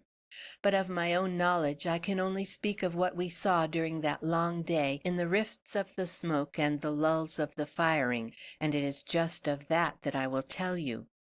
We were on the right of the line and in reserve, for the Duke was afraid that Boney might work round on that side and get at him from behind. So our 3 regiments, with another British brigade and the Hanoverians, were placed there to be ready for anything. There were 2 brigades of light cavalry, too, but the French attack was all from the front, so it was late in the day before we were really wanted. The English battery which fired the first gun was still banging away on our left, and a German one was hard at work upon our right, so that we were wrapped round with the smoke. But we were not so hidden as to screen us from a line of French guns opposite, for a score of round shot came piping through the air and plumped right into the heart of us. As I heard the scream of them past my ear, my head went down like a diver, but our sergeant gave me a prod in the back with the handle of his halbert. "Don't be so blasted polite," said he. "When you're hit you can bow once and for all." There was one of those balls that knocked 5 men into a bloody mash, and I saw it lying on the ground afterwards like a crimson football. Another went through the adjutant's horse with a plop like a stone in the mud, broke its back, and left it lying like a burst gooseberry. 3 more fell further to the right, and by the stir and cries we could tell that they had all told. "Ah, James, you've lost a good mount," says Major Reed just in front of me, looking down at the adjutant, whose boots and breeches were all running with blood. "I gave a cool 50 for him in Glasgow," said the other. "Don't you think, Major, that the men had better lie down now that the guns have got our range?" "Tut," said the other, "they are young, James. It will do them good." "They'll get enough of it before the day's done," grumbled the other. But at that moment Colonel Reynell saw that the Rifles and the 52nd were down on either side of us, so we had the order to stretch ourselves out too. Precious glad we were when we could hear the shot whining like hungry dogs within a few feet of our backs. Even now a thud and a splash every minute or so, with a yelp of pain and a drumming of boots upon the ground, told us that we were still losing heavily. A thin rain was falling, and the damp air held the smoke low, so that we could only catch glimpses of what was doing just in front of us, though the roar of the guns told us that the battle was general all along the lines. 400 of them were all crashing at once now, and the noise was enough to split the drum of your ear. Indeed, there was not one of us but had a singing in his head for many a long day afterwards. Just opposite us on the slope of the hill was a French gun, and we could see the men serving her quite plainly. They were small, active men, with very tight breeches and high hats with great straight plumes sticking up from them, but they worked like sheep shearers, ramming and sponging and training. There were 14 when I saw them first, and only 4 left standing at the last, but they were working away just as hard as ever. The farm that they called Hougoumont was down in front of us. and all the morning we could see that a terrible fight was going on there, for the walls and the windows and the orchard hedges were all flame and smoke, and there rose such shrieking and crying from it as I never heard before. It was half burned down and shattered with balls, and 10,000 men were hammering at the gates, but 400 guardsmen held it in the morning, and 200 held it in the evening, and no French foot was ever set within its threshold. But how they fought, those Frenchmen! Their lives were no more to them than the mud under their feet. There was one, I can see him now, a stoutish, ruddy man on a crutch. He hobbled up alone in a lull of the firing to the side gate of Hougomont, and he beat upon it, screaming to his men to come after him. For 5 minutes he stood there, strolling about in front of the gun barrels which spared him, but at last a Brunswick skirmisher in the orchard flicked out his brains with a rifle shot. And he was only one of many, for all day when they did not come in masses they came in twos and threes, with as brave a face as if the whole army were at their heels. So we lay all morning, looking down at the fight at Hougomont. But soon the Duke saw that there was nothing to fear upon his right, and so he began to use us in another way. The French had pushed their skirmishers past the farm, and they lay among the young corn in front of us, popping at the gunners, so that 3 pieces out of 6 on our left were lying with their men strewed in the mud all round them. But the Duke had his eyes everywhere, and up he galloped at that moment, a thin, dark, wiry man with very bright eyes, a hooked nose, and big cockade on his cap. There were a dozen officers at his heels, all as merry as if it were a fox hunt, but of the dozen there was not one left in the evening. "Warm work, Adams," said he as he rode up. "Very warm, your Grace," said our general. "But we can outstay them at it, I think." "Tut, tut, we cannot let skirmishers silence a battery. Just drive those fellows out of that, Adams." Then first I knew what a devil's thrill runs through a man when he is given a bit of fighting to do. Up to now we had just lain and been killed, which is the weariest kind of work. Now it was our turn, and my word, we were ready for it. Up we jumped, the whole brigade, in a 4-deep line, and rushed at the cornfield as hard as we could tear. The skirmishers snapped at us as we came, and then away they bolted like corncrakes, their heads down, their backs rounded, and their muskets at the trail. Half of them got away, but we caught up the others, the officer first, for he was a very fat man who could not run fast. It gave me quite a turn when I saw Rob Stewart on my right stick his bayonet into the man's broad back, and heard him howl like a damned soul. There was no quarter in that field, and it was butt or point for all of them. The men's blood was aflame, and little wonder, for these wasps had been stinging all morning without our being able so much as to see them. And now, as we broke through on the further edge of the cornfield, we got in front of the smoke, and there was the whole French army in position before us, with only 2 meadows and a narrow lane between us. We set up a yell as we saw them, and away we should have gone slap at them if we had been left to ourselves.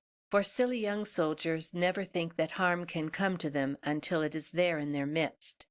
But the Duke had cantered his horse beside us as we advanced, and now he roared something to the general, and the officers all rode in front of our line, holding out their arms for us to stop. There was a blowing of bugles, a pushing and a shoving, with the sergeants cursing and digging us with their halberts. And in less time than it takes me to write it, there was the brigade in 3 neat little squares, all bristling with bayonets and in echelon, as they call it, so that each could fire across the face of the other. It was the saving of us, as even so young a soldier as I was could very easily see, and we had none too much time either. There was a low rolling hill on our right flank, and from behind this there came a sound like nothing on this earth so much as the beat of the waves on the Berwick coast when the wind blows from the east. The earth was all shaking with that dull roaring sound, and the air was full of it. "Steady, 71st, for God's sake, steady!" shrieked the voice of our colonel behind us. But in front was nothing but the green gentle slope of the grassland, all mottled with daisies and dandelions. And then suddenly over the curve we saw 800 brass helmets rise up, all in a moment, each with a long tag of horsehair flying from its crest, and then 800 fierce brown faces all pushed forward and glaring out from between the ears of as many horses. There was an instant of gleaming breastplates, waving swords, tossing manes, fierce red nostrils opening and shutting, and hoofs pawing the air before us. And then down came the line of muskets, and our bullets smacked up against their armor like the clatter of a hailstorm upon a window. I fired with the rest, and then rammed down another charge as fast as I could, staring out through the smoke in front of me, where I could see some long thin thing which napped slowly backwards and forwards. A bugle sounded for us to cease firing, and a whiff of wind came to clear the curtain from in front of us, and then we could see what had happened. I had expected to see half that regiment of horse lying on the ground, but whether it was that their breastplates had shielded them, or whether, being young and a little shaken at their coming, we had fired high, our volley had done no very great harm.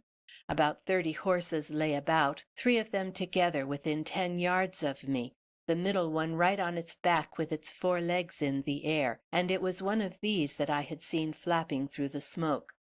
Then there were 8 or 10 dead men and about as many wounded, sitting dazed on the grass for the most part, though one was shouting "Vive l'Empereur" at the top of his voice.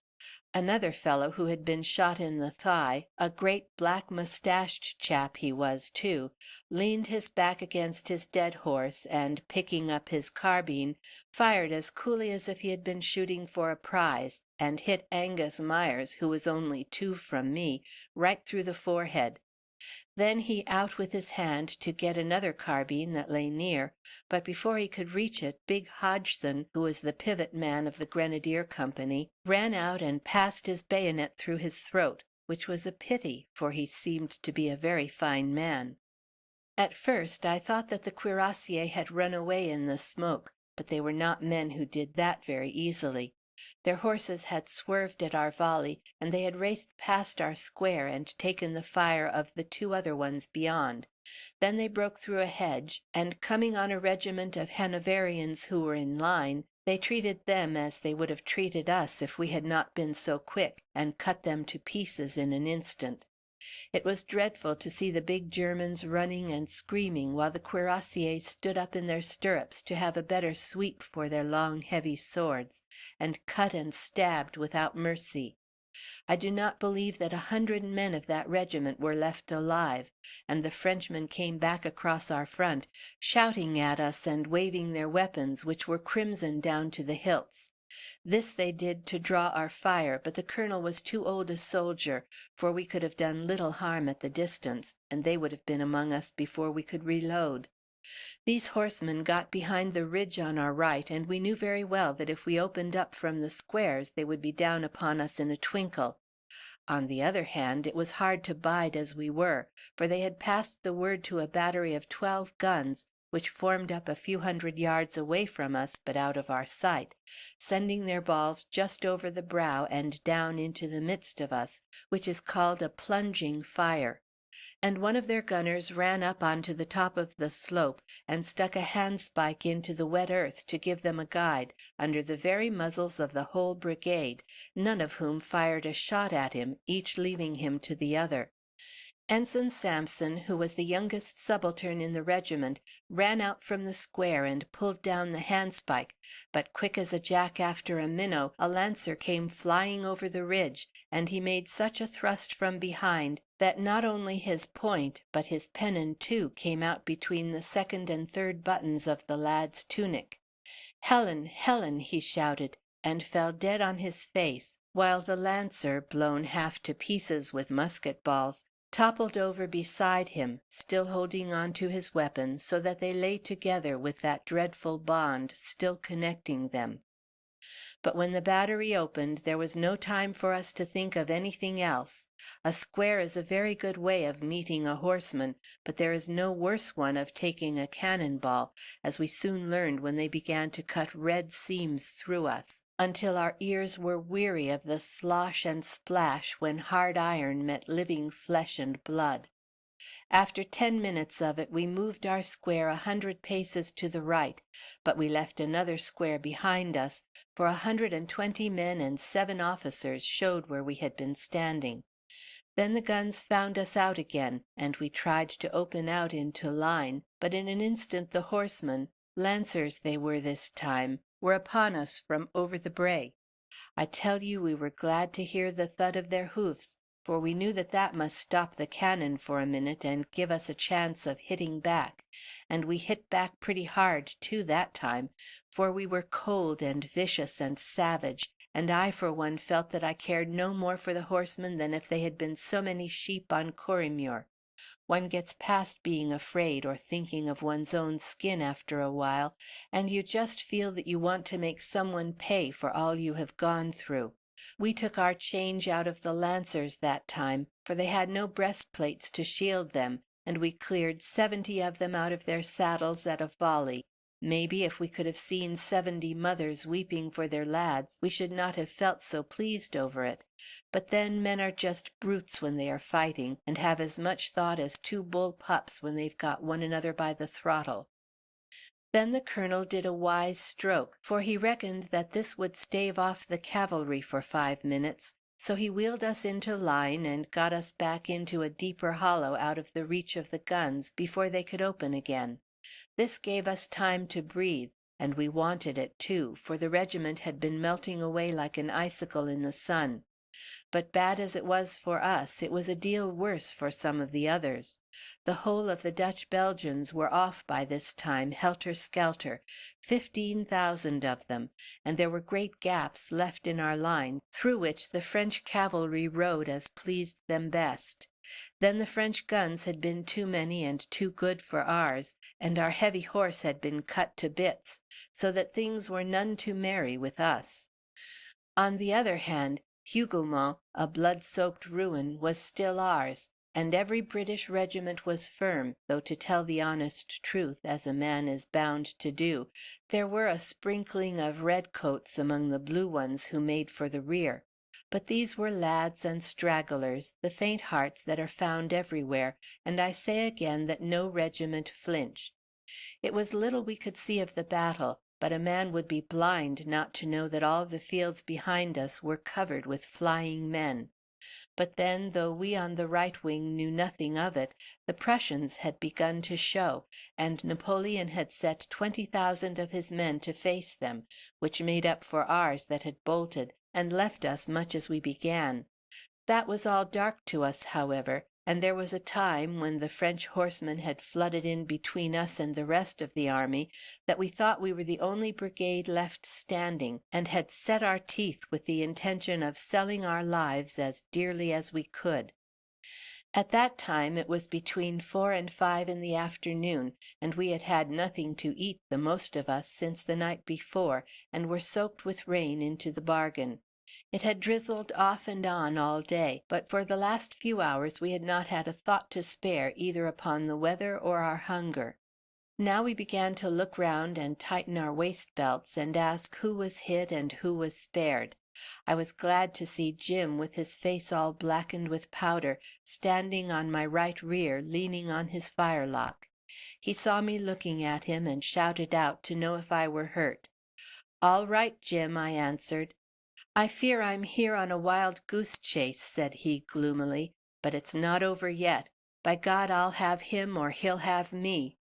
He had brooded so much on his wrong, had poor Jim, that I really believe that it had turned his head, for he had a glare in his eye as he spoke that was hardly human. He was always a man that took even a little thing to heart, and since Edie had left him, I am sure that he was no longer his own master. It was at this time of the fight that we saw 2 single fights, which they tell me were common enough in the battles of old, before men were trained in masses. As we lay in the hollow, 2 horsemen came spurring along the ridge right in front of us, riding as hard as hoof could rattle. The first was an English dragoon, his face right down on his horse's mane, with a French cuirassier, an old gray-headed fellow, thundering behind him on a big black mare. Our chaps set up a hooting as they came flying on, for it seemed shame to see an Englishman run like that. But as they swept across our front we saw where the trouble lay. The dragoon had dropped his sword and was unarmed, while the other was pressing him so close that he could not get a weapon. At last, stung maybe by our hooting, he made up his mind to chance it.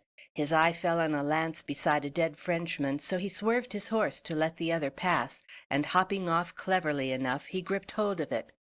But the other was too tricky for him, and was on him like a shot. The dragoon thrust up with the lance, but the other turned it and sliced him through the shoulder blade. It was all done in an instant, and the Frenchman cantering his horse up the brae, showing his teeth at us over his shoulder, like a snarling dog.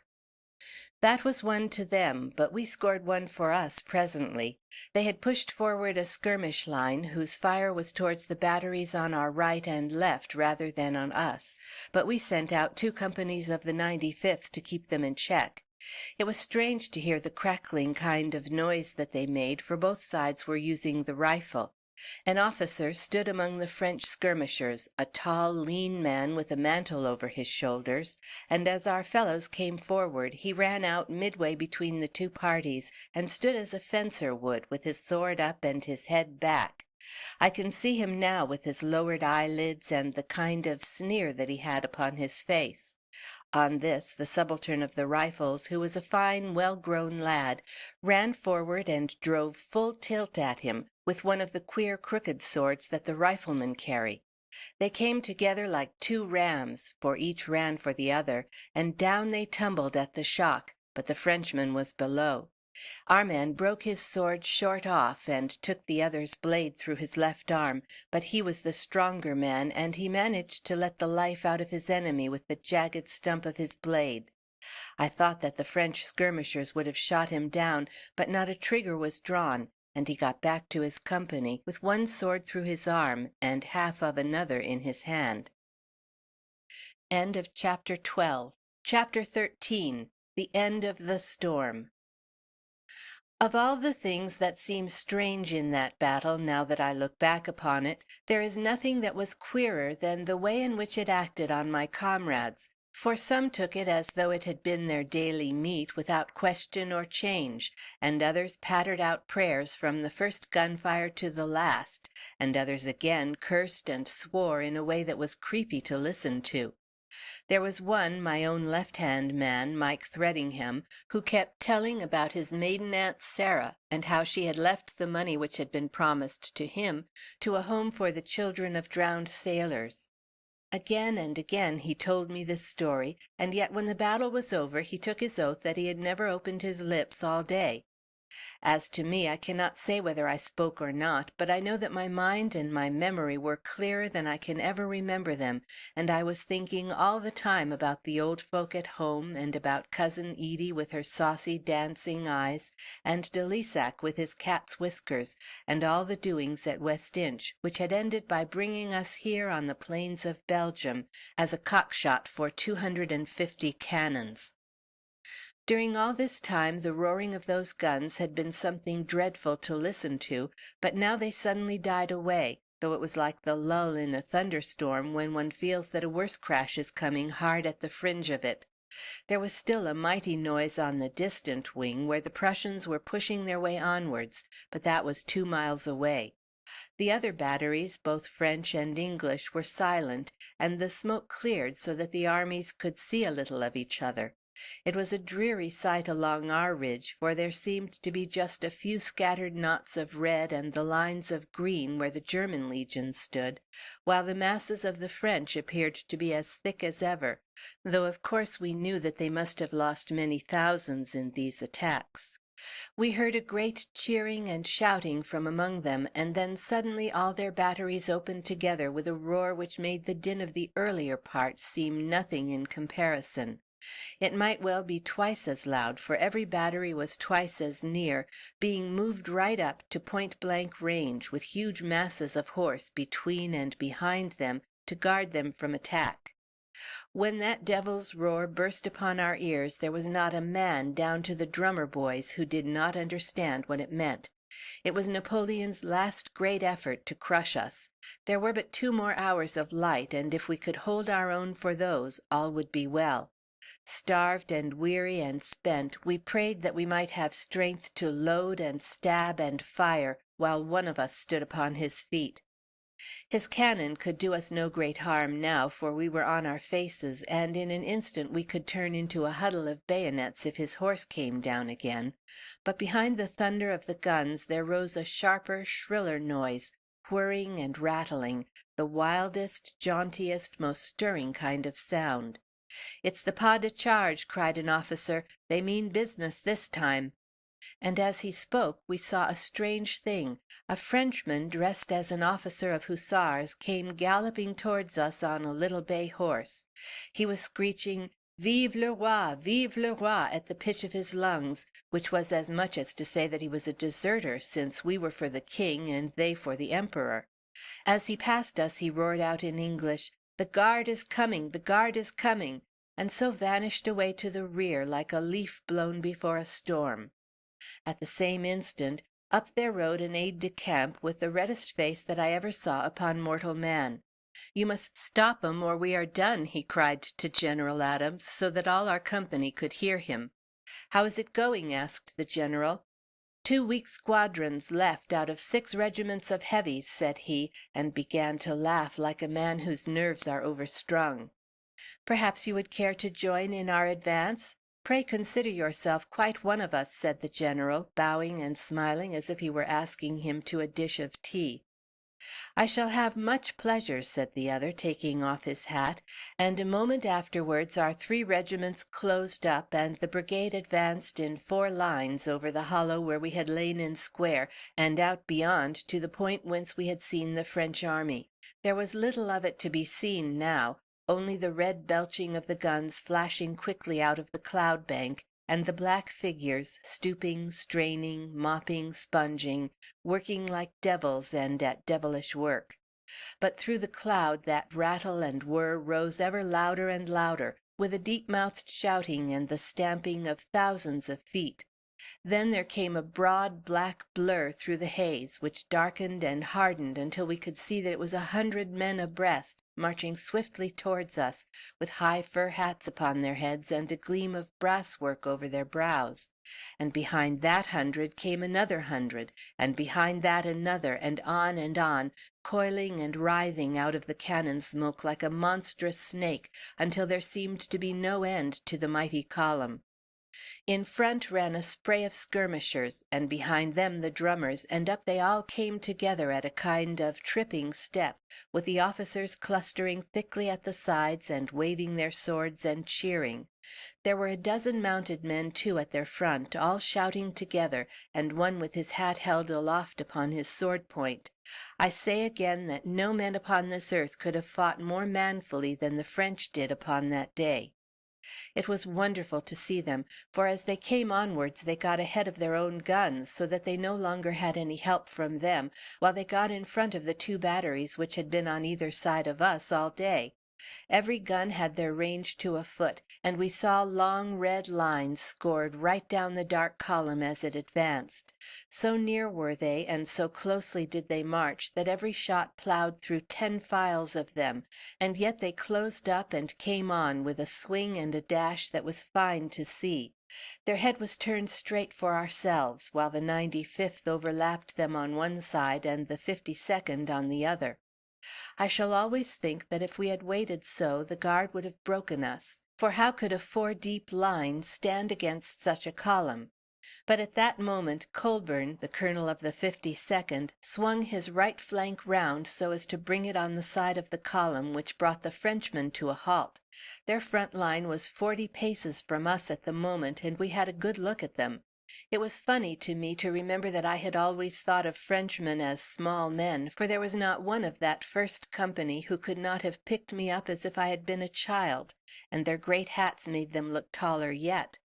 They were hard, wizened, wiry fellows, too, with fierce puckered eyes and bristling mustaches, old soldiers who had fought and fought, week in, week out, for many a year. And then, as I stood with my finger upon the trigger waiting for the word to fire, my eye fell upon the mounted officer with his hat upon his sword, and I saw that it was de Lissac. I saw it, and Jim did too. I heard a shout, and saw him rush forward madly at the French column, and as quick as thought the whole brigade took their cue from him, officers and all, and flung themselves upon the Guard in front, while our comrades charged them on the flanks. We had been waiting for the order, and they all thought now that it had been given, but you may take my word for it that Jim Horscroft was the real leader of the brigade when we charged the Old Guard. God knows what happened during that mad 5 minutes. I remember putting my musket against a blue coat and pulling the trigger, and that the man could not fall because he was so wedged in the crowd. But I saw a horrid blotch upon the cloth, and a thin curl of smoke from it as if it had taken fire. Then I found myself thrown up against two big Frenchmen, and so squeezed together, the three of us, that we could not raise a weapon.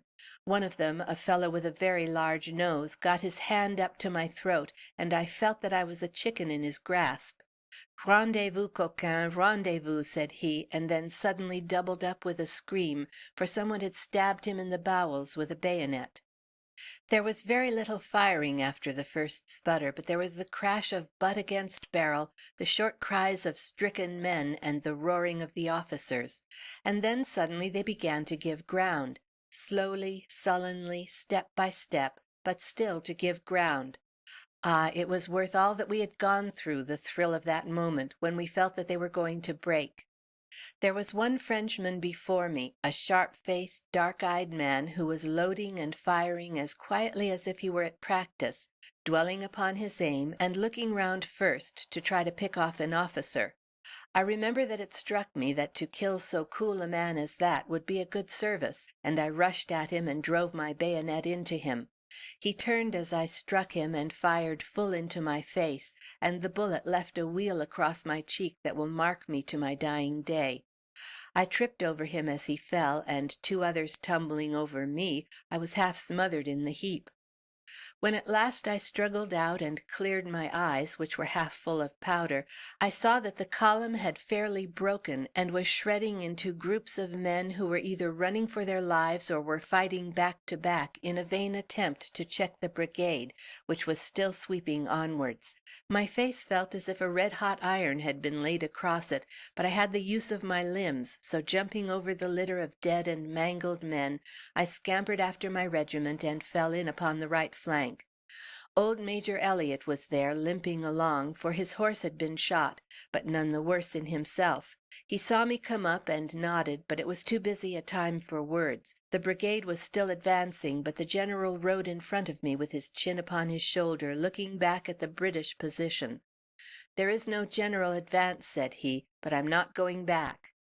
"The Duke of Wellington has won a great victory," cried the aide-de-camp in a solemn voice, and then his feelings getting the better of him, he added, "If the damn fool would only push on," which set us all laughing in the flank company.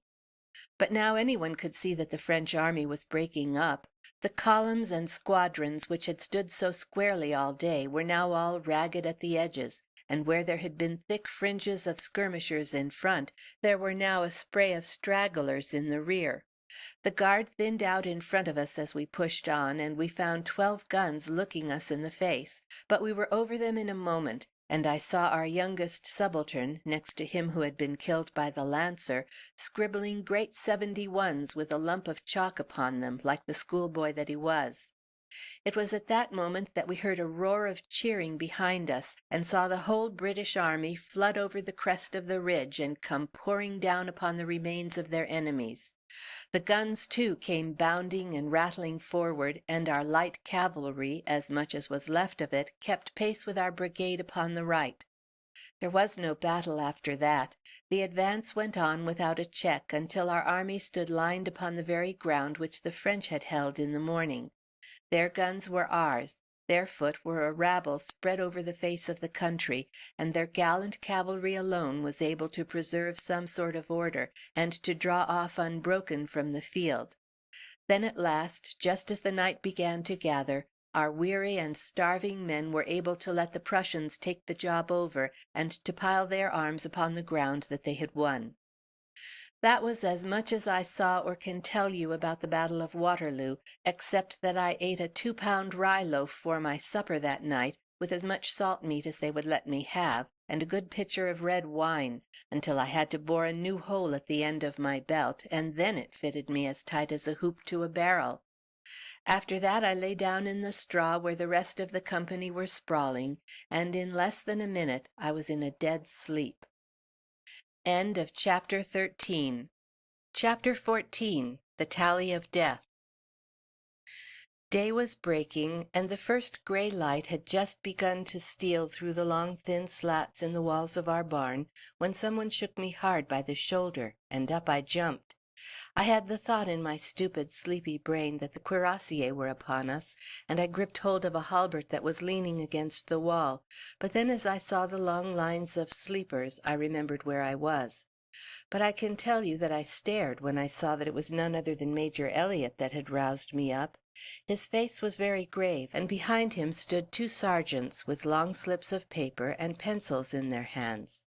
"Wake up, laddie," said the Major, quite in his old easy fashion, as if we were back on Corriemuir again. "Yes, Major," I stammered. "I want you to come with me. I feel that I owe something to you two lads, for it was I that took you from your homes. Jim Horscroft is missing."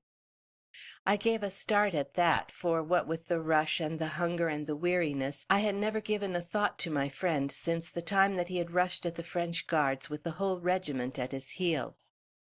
"I am going out now to take a tally of our losses," said the Major, "and if you cared to come with me, I should be very glad to have you." So off we set, the Major, the two sergeants, and I. And oh, but it was a dreadful, dreadful sight!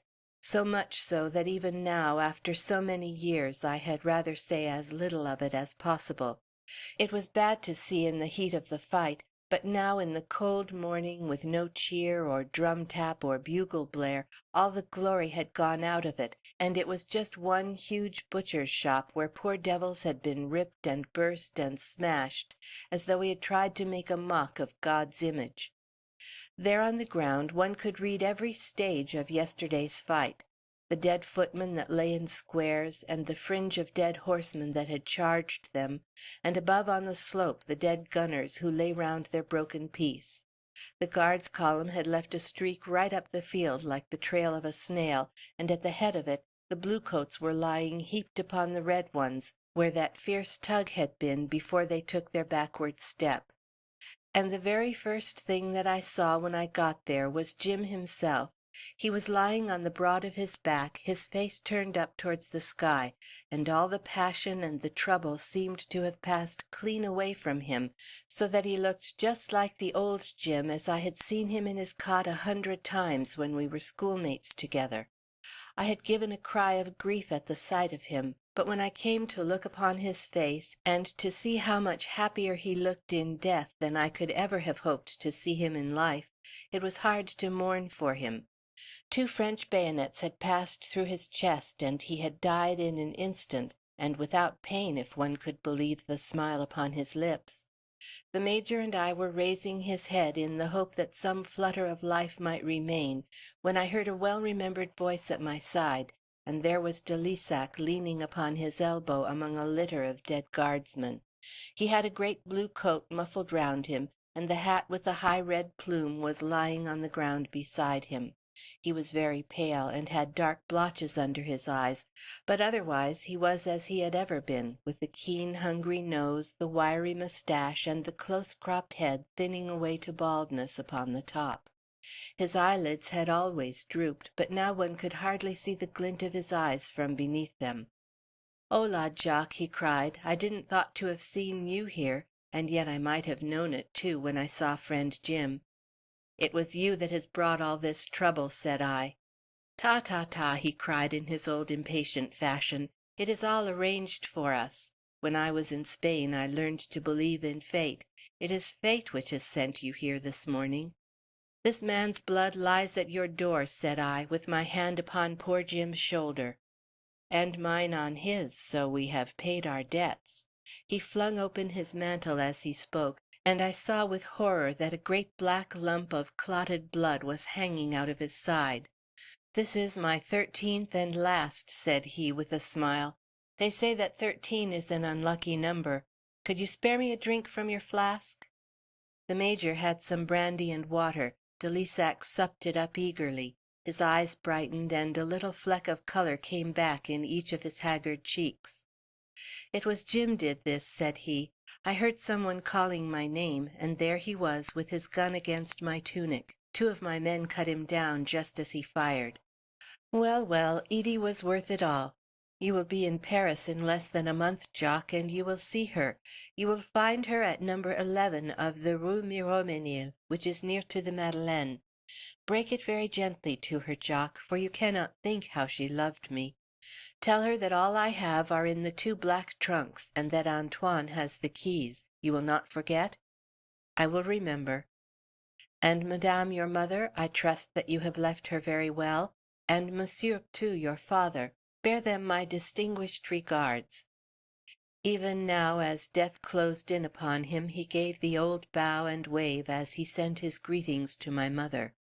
"Surely," said I, "your wound may not be so serious as you think. I could bring the surgeon of our regiment to you." "My dear Jock, I have not been giving and taking wounds this 15 years without knowing when one has come home. But it is as well, for I know that all is ended for my little man, and I had rather go with my voltigeurs than remain to be an exile and a beggar. Besides, it is quite certain that the Allies would have shot me, so I have saved myself from that humiliation." "The Allies, sir," said the Major with some heat, "would be guilty of no such barbarous action." But de Lissac shook his head with the same sad smile. "You do not know, Major," said he. "Do you suppose that I should have fled to Scotland and changed my name, if I had not more to fear than my comrades who remained in Paris? I was anxious to live, for I was sure that my little man would come back.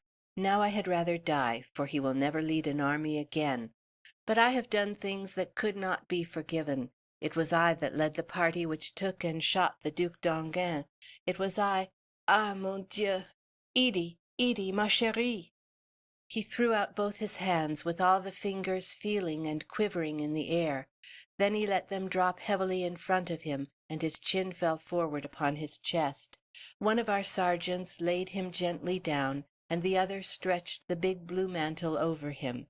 And so we left those two whom fate had so strangely brought together, the Scotchman and the Frenchman, lying silently and peacefully within hand's touch of each other upon the blood-soaked hillside near Hougoumont. End of chapter 14. Chapter 15. The End of It. And now I have very nearly come to the end of it all, and precious glad I shall be to find myself there, for I began this old memory with a light heart, thinking that it would give me some work for the long summer evenings; but as I went on, I wakened 1,000 sleeping sorrows and half-forgotten griefs, and now my soul is all as raw as the hide of an ill-sheared sheep. If I come safely out of it, I will swear never to set pen to paper again, for it is so easy at first, like walking into a shelving stream, and then before you can look round you are off your feet and down in a hole, and can struggle out as best you may. We buried Jim and de Lissac with 431 others of the French Guards and our own light infantry in a single trench. Ah, if you could sow a brave man as you sow a seed, there should be a fine crop of heroes coming up there some day. Then we left that bloody battlefield behind us forever, and with our brigade we marched on over the French border on our way to Paris. I had always been brought up during all these years to look upon the French as very evil folk, and as we only heard of them in connection with fightings and slaughterings, by land and by sea, it was natural enough to think that they were vicious by nature and ill to meet with. But then, after all, they had only heard of us in the same fashion, and so no doubt they had just the same idea of us. But when we came to go through their country, and to see their bonny little steadings, and the douce quiet folk at work in the fields, and the women knitting by the roadside, and the old granny with the big white mutch smacking the baby to teach it manners, it was all so homelike that I could not think why it was that we had been hating and fearing these good people for so long. But I suppose that in truth it was really the man who was over them that we hated, and now that he was gone and his great shadow cleared from the land, all was brightness once more. We jogged along happily enough through the loveliest country that ever I set my eyes on, until we came to the great city, where we thought that maybe there would be a battle, for there are so many folk in it that if only 1 in 20 comes out it would make a fine army.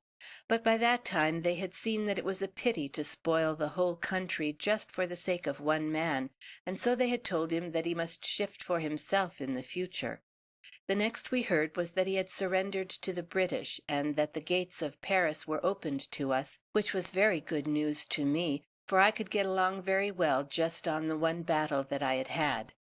But there were plenty of folk in Paris now who loved Boney, and that was natural when you think of the glory that he had brought them, and how he had never asked his army to go where he would not go himself. They had stern enough faces for us, I can tell you, when we marched in, and we of Adams's brigade were the very first who set foot in the city. We passed over a bridge which they call Neuilly, which is easier to write than to say, and through a fine park, the Bois de Boulogne, and so into the Champs-Élysées. There we bivouacked, and pretty soon the streets were so full of Prussians and English that it became more like a camp than a city. The very first time that I could get away, I went with Rob Stewart of my company, for we were only allowed to go about in couples, to the Rue Miromesnil. Rob waited in the hall, and I was shown upstairs, and as I put my foot over the mat, there was Cousin Edie, just the same as ever, staring at me with those wild eyes of hers. For a moment she did not recognize me, but when she did, she just took 3 steps forward and sprang at me, with her 2 arms round my neck. "Oh, my dear old Jock," she cried, "how fine you look in a red coat!"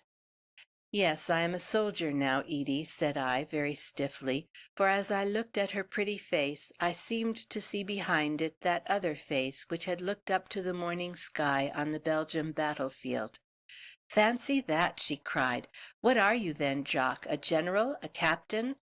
"No, I am a private." "What! Not one of the common people who carry guns?" "Yes, I carry a gun." "Oh, that is not nearly so interesting," said she.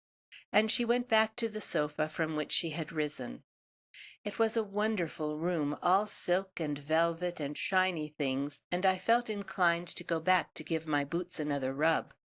As Edie sat down again, I saw that she was all in black, and so I knew that she had heard of de Lissac's death. "I am glad to see that you know all," said I, for I'm a clumsy hand at breaking things. "He said that you were to keep whatever was in the boxes, and that Antoine had the keys." "Thank you, Jock, thank you," said she. "It was like your kindness to bring the message. I heard of it nearly a week ago. I was mad for the time, quite mad. I shall wear mourning all my days, although you can see what a fright it makes me look. Ah, I shall never get over it. I shall take the veil and die in a convent." "If you please, madame," said a maid, looking in, "the Count de Beton wishes to see you." "My dear Jock," said Edie, jumping up, "this is very important. I am sorry to cut our chat short, but I am sure that you will come to see me again, will you not, when I am less desolate? And would you mind going out by the side door instead of the main one? Thank you, you dear old Jock. You were always such a good boy, and did exactly what you were told." And that was the last that I was ever to see of Cousin Edie. She stood in the sunlight with the old challenge in her eyes and flash of her teeth, and so I shall always remember her, shining and unstable, like a drop of quicksilver. As I joined my comrade in the street below, I saw a grand carriage and pair at the door, and I knew that she had asked me to slip out so that her grand new friends might never know what common people she had been associated with in her childhood. She had never asked for Jim, nor for my father and mother who had been so kind to her. Well, it was just her way, and she could no more help it than a rabbit can help wagging its scut, and yet it made me heavy-hearted to think of it. 2 months later I heard that she had married this same Count de Beton, and she died in childbed a year or 2 later. And as for us, our work was done, for the great shadow had been cleared away from Europe, and should no longer be thrown across the breadth of the lands, over peaceful farms and little villages, darkening the lives which should have been so happy. I came back to Corriemuir after I had bought my discharge, and there, when my father died, I took over the sheep farm, and married Lucy Dean of Berwick, and have brought up 7 children, who are all taller than their father, and take mighty good care that he shall not forget it. But in the quiet, peaceful days that pass now, each as like the other as so many Scotch tups, I can hardly get the young folks to believe that even here we have had our romance, when Jim and I went a-wooing, and the man with the cat's whiskers came up from the sea. End of chapter 15. End of the Great Shadow,